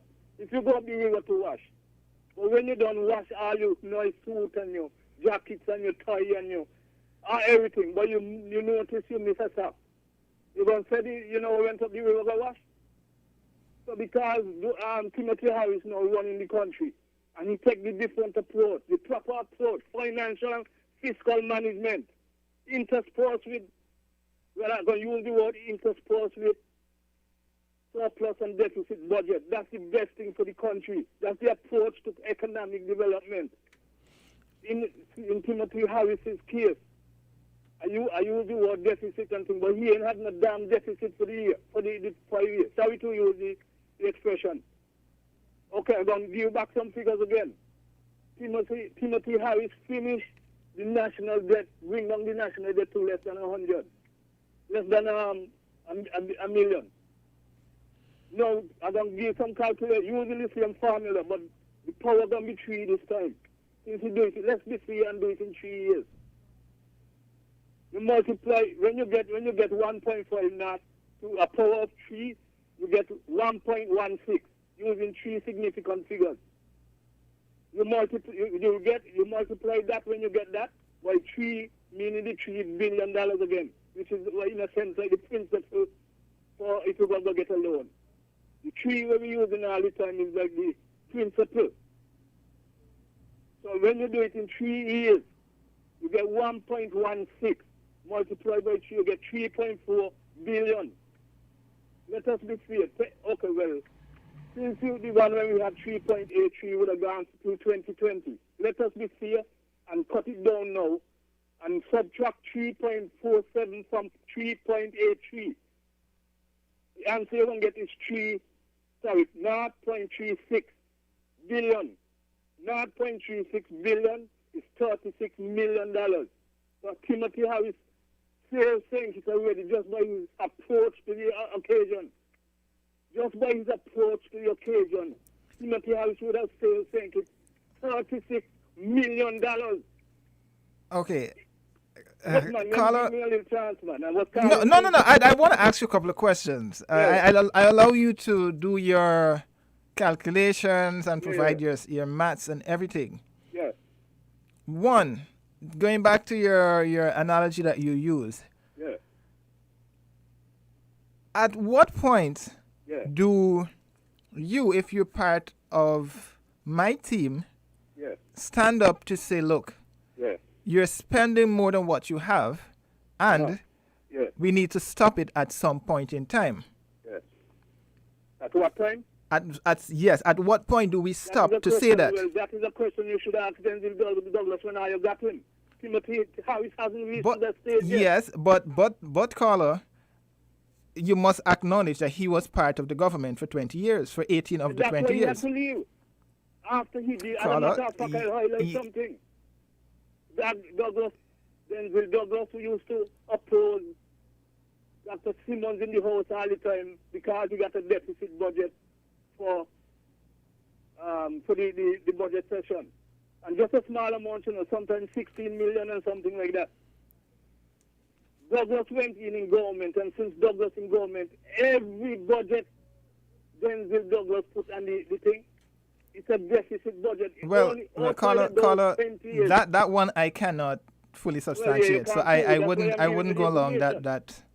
Well, I mean, I can go get the figures, but I just don't want to go along that now because I don't have those figures in front of me right now. Let's talk. I'll give you facts. Right. I mean, I cannot substantiate the facts that you say are facts. That's so what I'm giving you. And all the power knows.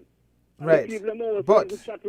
But like I'm saying, caller, at some point in time, you must stand up to say, look, what is happening here? We're spending more than what we're receiving. That's the point I'm highlighting, Mr.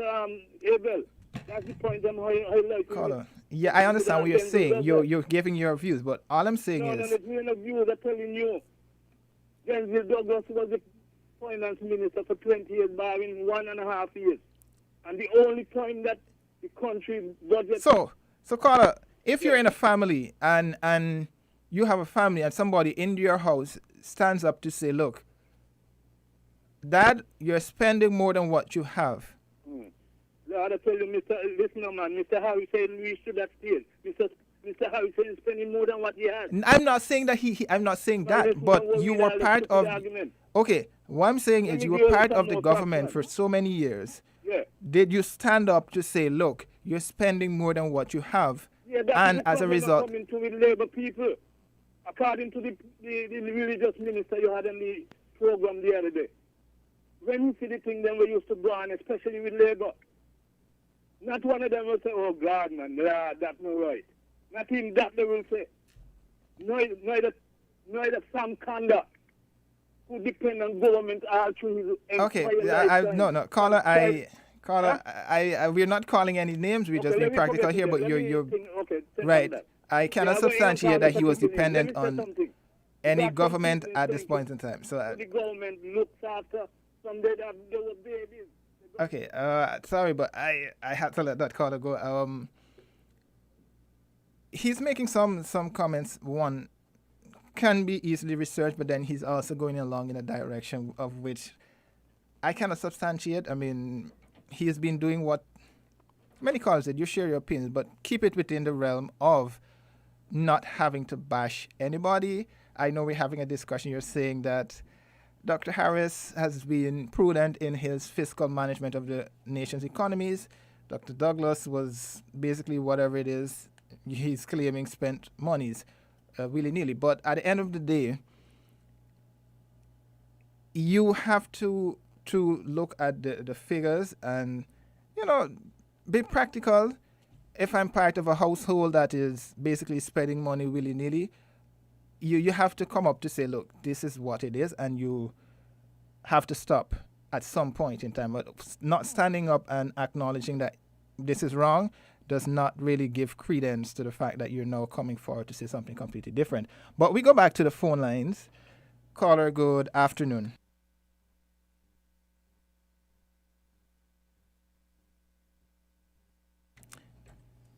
Good afternoon, caller.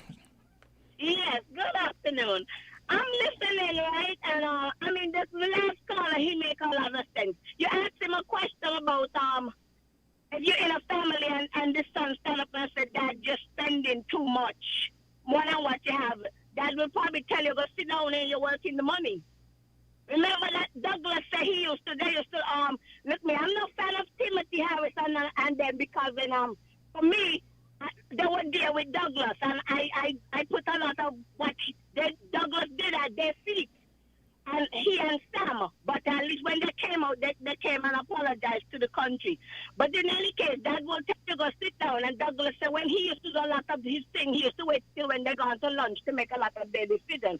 The fact of the matter is, like the caller said, a lot of people know who talking. They have all kind of issues. 5 years, and look at the country. Let's be honest. If people dig down really honest and stop look at the color of shirts and the color of party, they would say, I think it is way better off than it is now. The peace alone that the country have right now should be more than enough to keep the government that you have right now. The peace that is there. So people need to be fair, because the people that are complaining now, what happened is that it's just the people who can't eat out the trough anymore. They all of a sudden they have eyes to see. And then they have no eyes to see before. But they can't eat out the trough anymore. So now they have eyes to see. And they have the little followers following them. Just like up here in America, people protesting and people they're protesting, but in order to rob the stores, they get people to match up people's stuff. It's just to cover up stuff. But for the people of St. Kitts Nevis, let me speak to my villagers, Connery Village. Do not put Joe in there. A vote for Joe is a vote for Douglas. We know where we coming from. We know the dark precipice that St. Kitts was going over in. Douglas give you bills and taxes, and when he watched the light bill, he wanted to cry. And he's the one who made the electricity bill so high, but yet he wanted to cry. Do not fall for the deceive. We don't want to go back to Egypt. We come out and we don't want to go back. Let's go forward, because you can only get better than what we had before. If we honest people, look deep in yourself. And then like today, we don't have heart murders. We're not going to hear some good rat-tat-tat-tat-tat, as the Calypsonians say. We don't have that like how we used to under Denzel Douglas. And he said he took no responsibility for crime. Connery, open all your eyes. Don't fall for the colors. Don't fall for the false promises. Because it's liar. You know who labor leader be? Douglas, the man who cannot tell truth. There's no truth in him. You have a good day. Okay, thank you, caller. Well, at this point, we'll take a quick break, pay some bills, and we'll come right back to Voices. We're different. We're 98.9. 98.9. Win FM. Flow helps you stay connected to what matters. Simple plans and a better network mean that you can enjoy 30 days of unlimited social messaging, 10 gigabytes of reliable data to use as you like, and 1,000 local anywhere calls and texts with the always-on prepaid plan, all for $100. Keep your number when you switch to St. Kitts' most reliable LTE network. Switch to Flow. It only gets better. This is an unprecedented announcement from Horseman's. Get up to $30,000 off and pay zero VAT on top of that. It's Horseman's Automotive Unprecedented Sales Event happening now. Yes, for the first time ever, you get up to $30,000 off and pay zero VAT on top of that. Yes, pay zero VAT and get up to $30,000 off on top of that. This has never been seen before. Unprecedented savings at the Unprecedented Auto Sales Event at Horseman's Automotive. Up to $30,000 off and pay zero VAT on top of that. Let me repeat, up to $30,000 off and pay zero VAT on top of that. Don't miss this. It's unprecedented. Terms and conditions apply.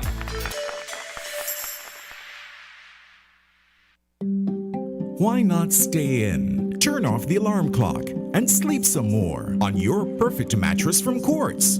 For the widest range of mattresses from the world's best brands, the best value guaranteed. Shop today and let our sleep experts help you to decide on the best option to suit your needs. At Quartz, we don't just sell mattresses, we're offering you the best night's sleep. So, sleep in a little on your new mattress from Quartz. Quartz, bringing value home.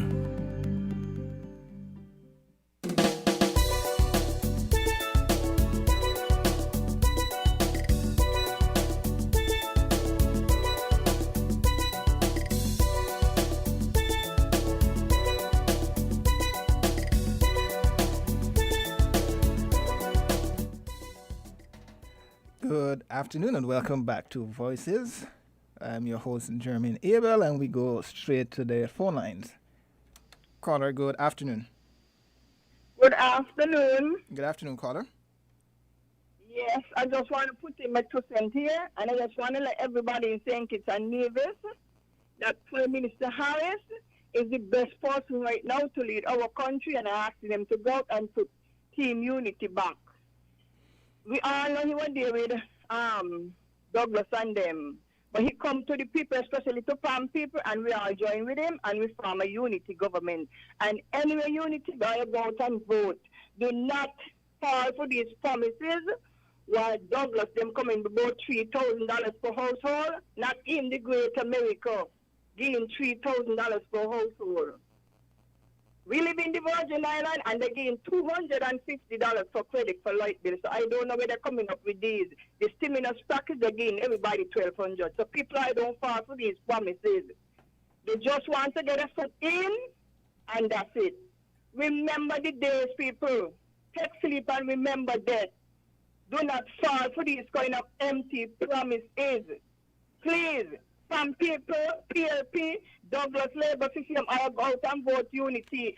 Team Unity is not perfect. Timothy Harris is not perfect, but he's trying his best. He's trying to do everything to make everybody happy. He's sharing the love. He ain't looking out for no face and no color. Anybody could go to this man. Where we want to go back to Douglas after 20 years. And all these things when they come in Jesus Christ, convince them never. Tell Douglas you wrong. Everything Douglas when they never come on the radio, look how we palm people will do and say, okay, we don't like what we party doing. Not one of them, all of them cover up from over the parties and are asking everybody go out from 1 to 11 and put Unity back. Do not put back Douglas and Labour in there. The same Douglas, the same lie, the same empty promises, do not do that.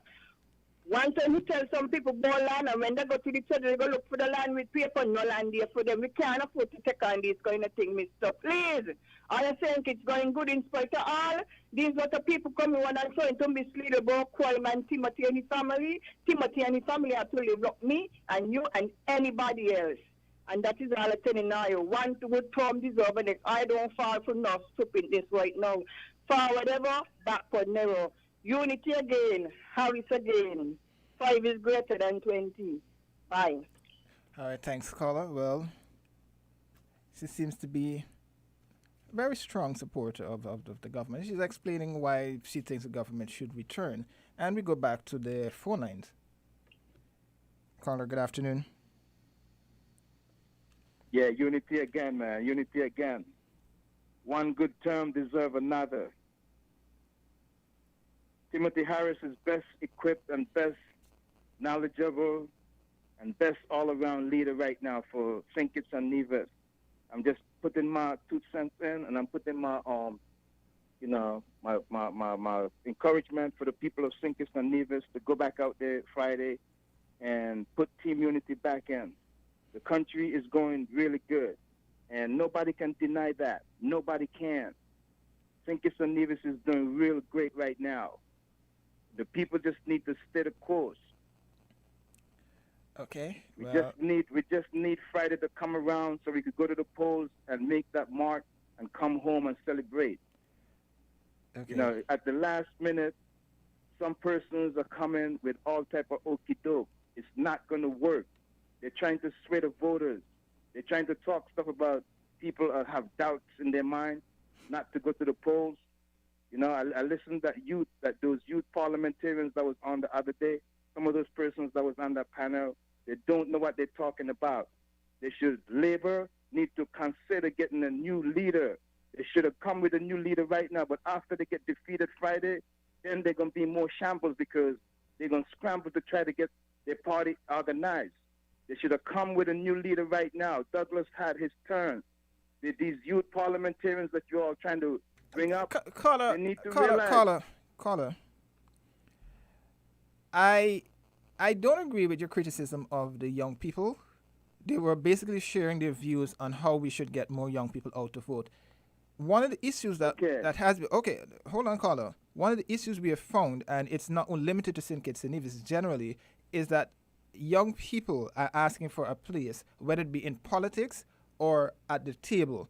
And the young people are basically sharing their views from their perspective of getting involved or why more young people should get involved in politics. I don't agree with you criticizing them, but go ahead. If you could just quickly give us a wrap. We have another call on the line. Okay, what I was trying to imply is that they're not going to get their turn unless the leaders that's trying to stay in there give them the chance. I'm not totally bashing them in what they were saying, but they themselves need to realize that in order for the revolve, in order for things to revolve and go down to the younger people, the older ones has to realize. That's why term limitations and those type of stuff are so important. Okay. That's my contribution. Thanks, caller.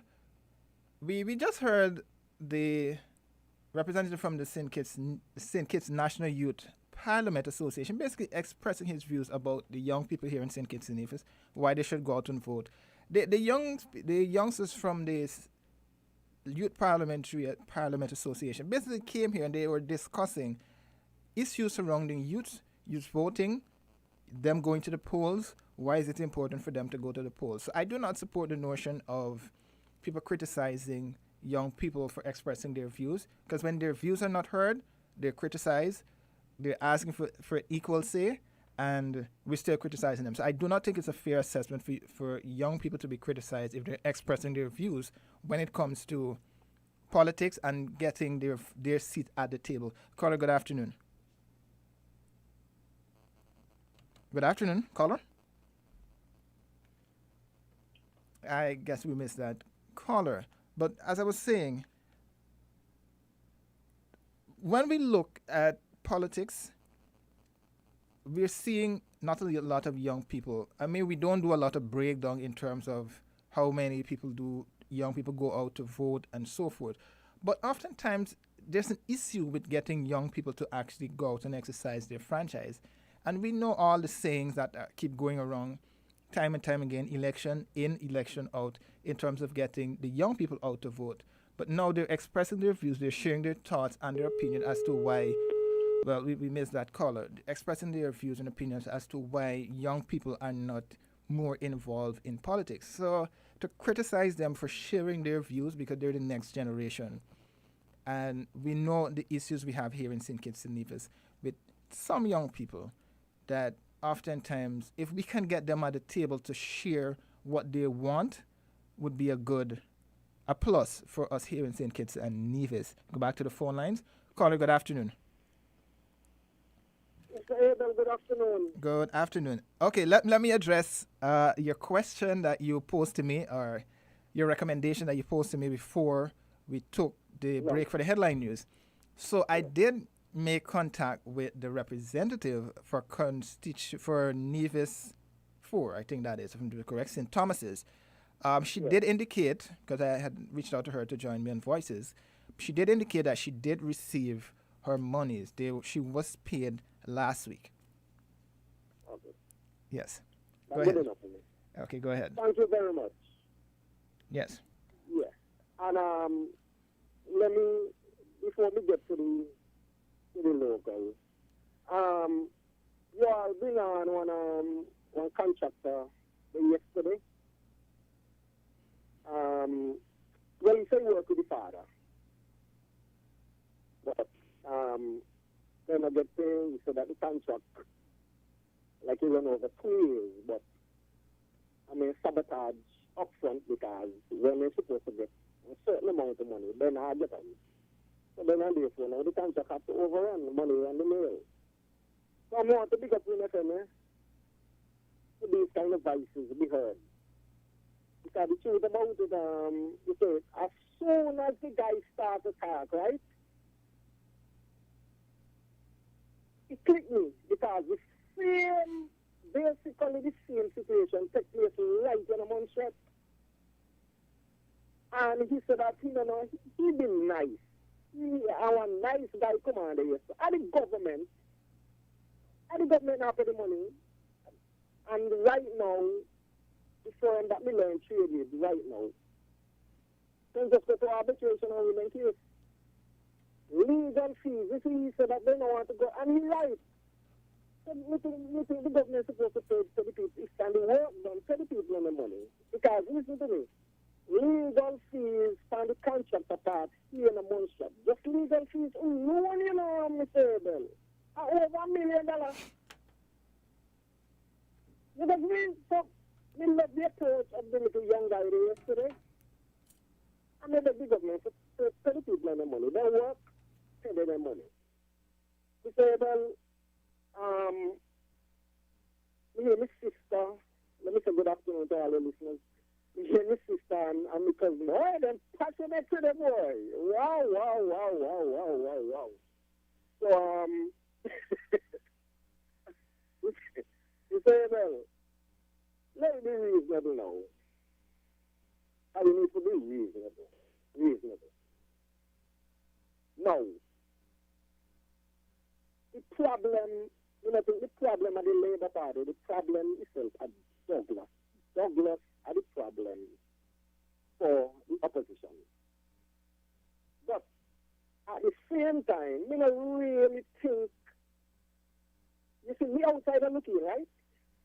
But I don't really think that the citizens of St. Kitts really watch this election, We think that our party factor, you see, politics blind. And politics blind people's eyes. You can't see the truth. As long as you're in the party politics, you cannot see the truth. And I think that's the whole problem in this election. Nobody aware about. But let me tell you something. You need to talk to the pharmacy and them and find out if they stock up the smelling salts and so forth and so.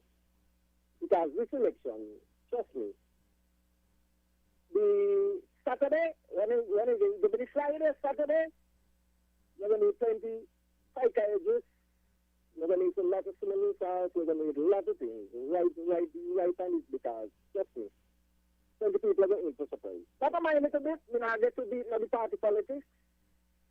Okay, then, Mr. Abel. All right, thanks, caller. And we go back to the phone lines. Caller, good afternoon.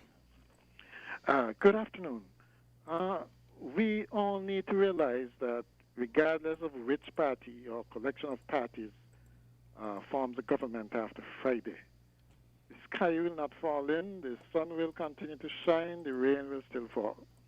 So we don't have to go screaming, vote for a particular party or a particular man, as if we don't, things are going to fall to pieces. That is not what's going to happen.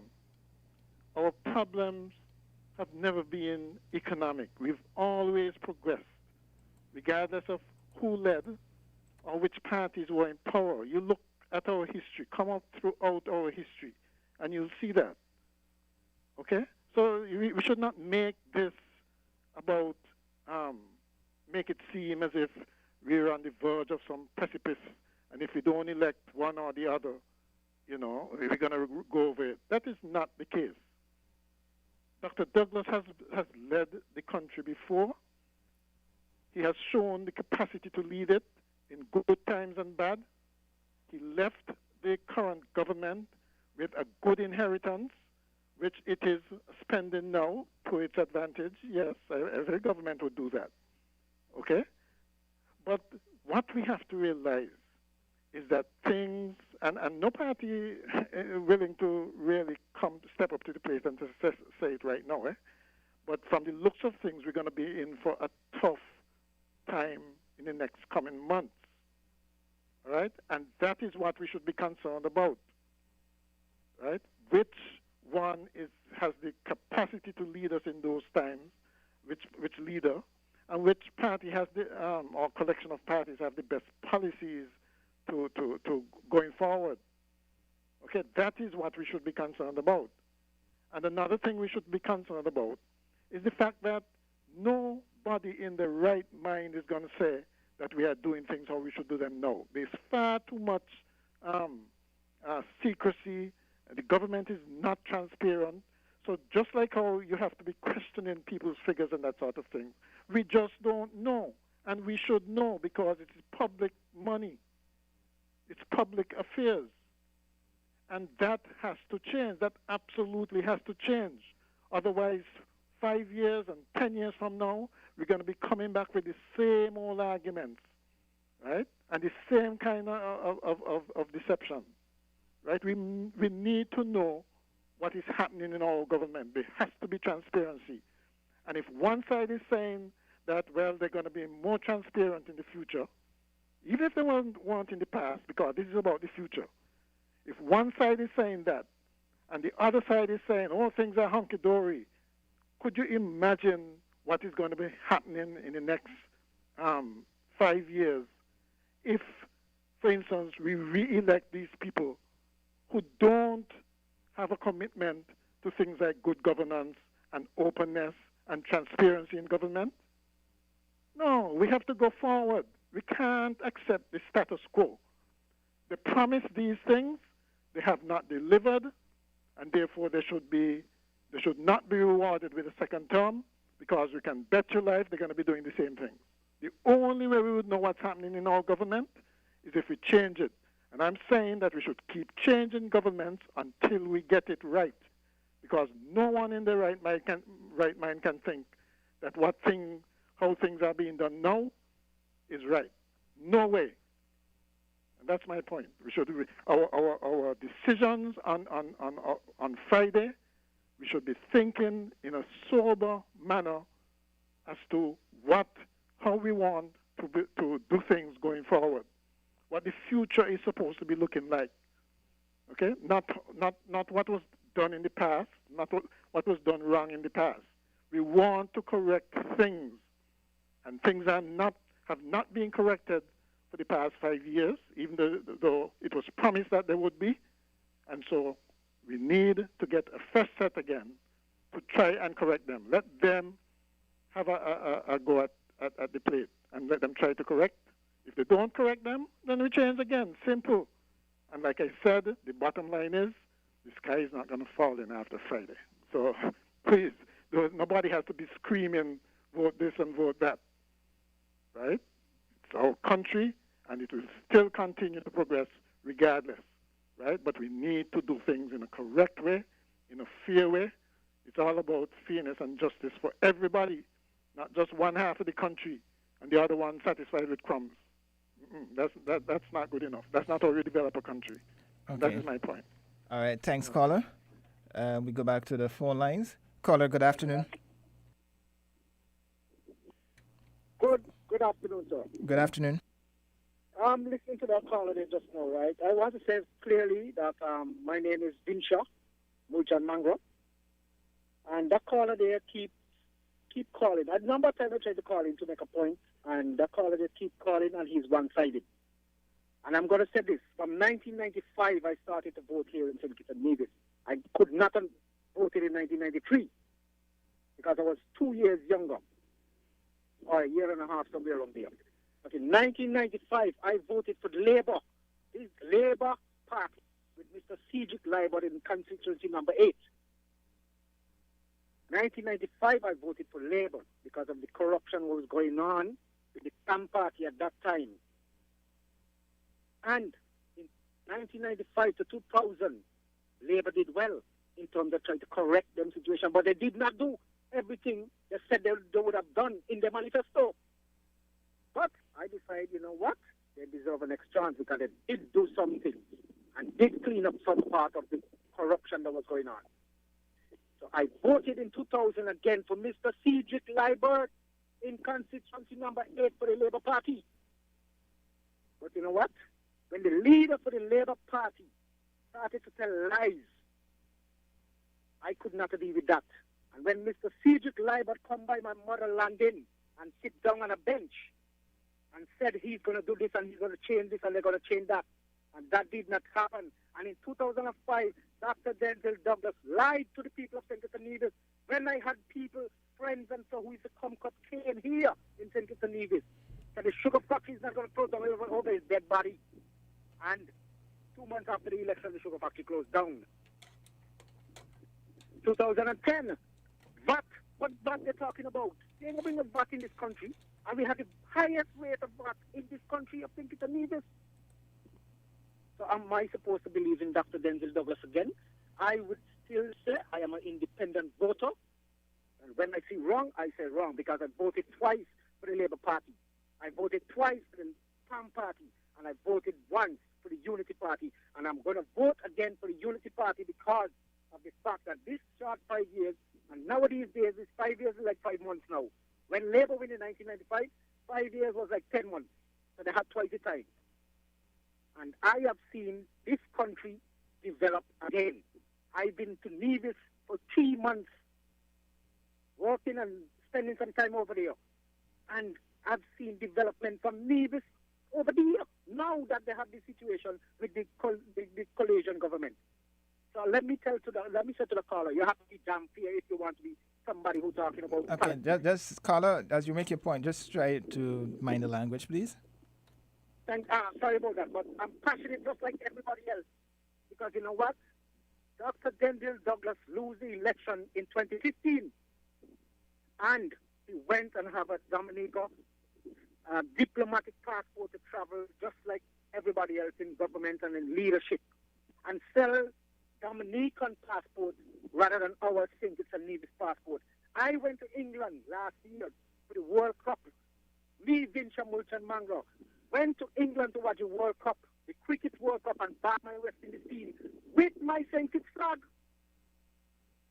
I did not sell out my country. I went and represent St. Kitts and Nevis. And Dr. Denzel Douglas went and get a Dominica diplomatic passport because he wanted to be the biggest boss, as he said, 10 man in one. Well, Dr. Denzel Douglas, I've known you. I have lived in St. Paul's as well. I've lived in St. Paul's and I've known you, Mr. Dr. Denzel Douglas. And for you to do these things to our country here in St. Kitts and Nevis, which I treasure so much, you cannot come and say you want to be the leader of the Labour Party again. It is not right. It is not right. You should have been a bigger man to say, you know what, I'm going to step down because of all of these things that my name has been calling in and have been proven. You should have stepped down, Mr. Dr. Denzel Douglas. Okay. And I'm disappointed. And I'm very disappointed that people in this country would still talk about, oh, they're backing it. You can back your party, yes.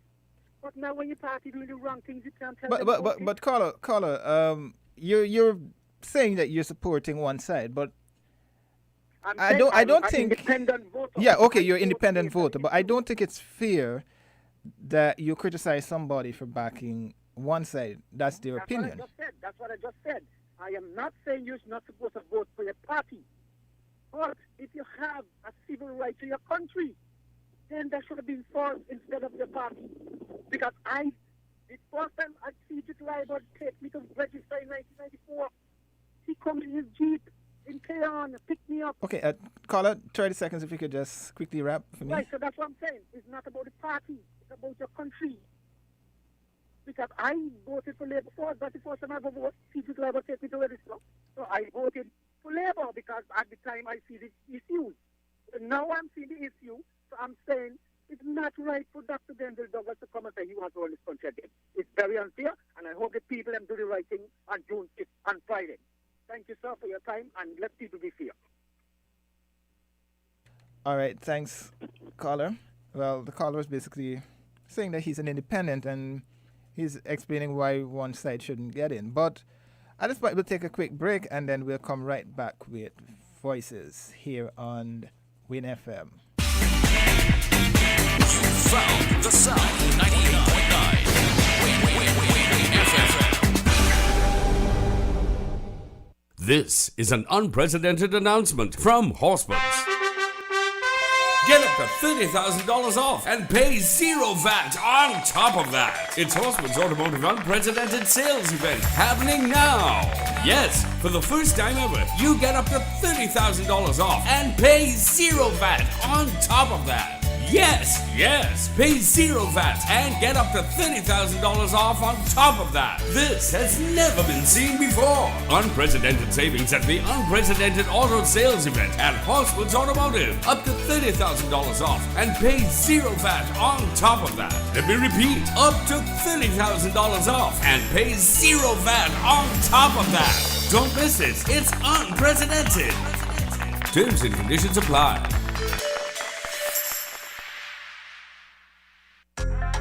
Flow helps you stay connected to what matters. Simple plans and a better network mean that you can enjoy 30 days of unlimited social messaging, 10 gigabytes of reliable data to use as you like, and 1,000 local anywhere calls and texts. With the always-on prepaid plan, all for $100. Keep your number when you switch to St. Kitts' most reliable LTE network. Switch to Flow. It only gets better. Flow's new combo plan, the people's plan. Combo, a new combo plan.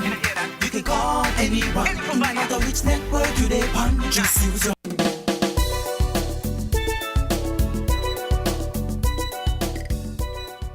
Well, there you had it. That was today's edition of Voices. We're out of time right now. So that's a wrap from me. Do join us again tomorrow for another edition of Voices here from 11. In the meanwhile, stay tuned to Win FM 98.9. We have a number of other programs that you can enjoy for the rest of today. And do stay tuned for 6 o'clock for the 6 p.m. news. I was your host, Jeremy Abel.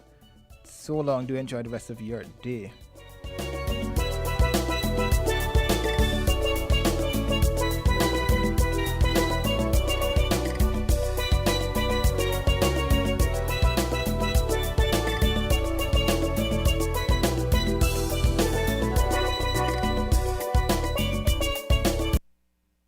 WINN is 98.9. 98.9 is Win FM.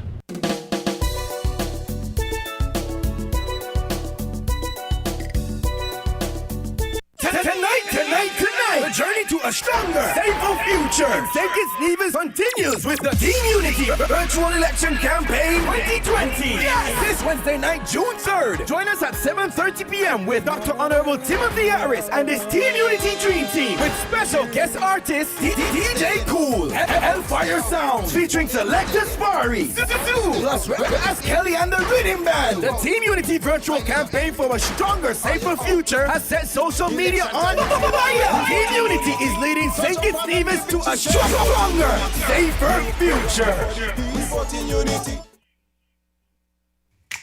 Maybe it's the way the brilliant gold liquid reflects or sunshine, or how the bright blue of its label mirrors the clear Caribbean skies overhead. Maybe it's the fresh, crisp taste of this beastly cold beer on a scorching hot day. Maybe it's even the way it brings us all together. But one thing is for sure, Carib is very much a part of who we are wherever we're from in the Caribbean. Carib, it's the way we play. Drink responsibly.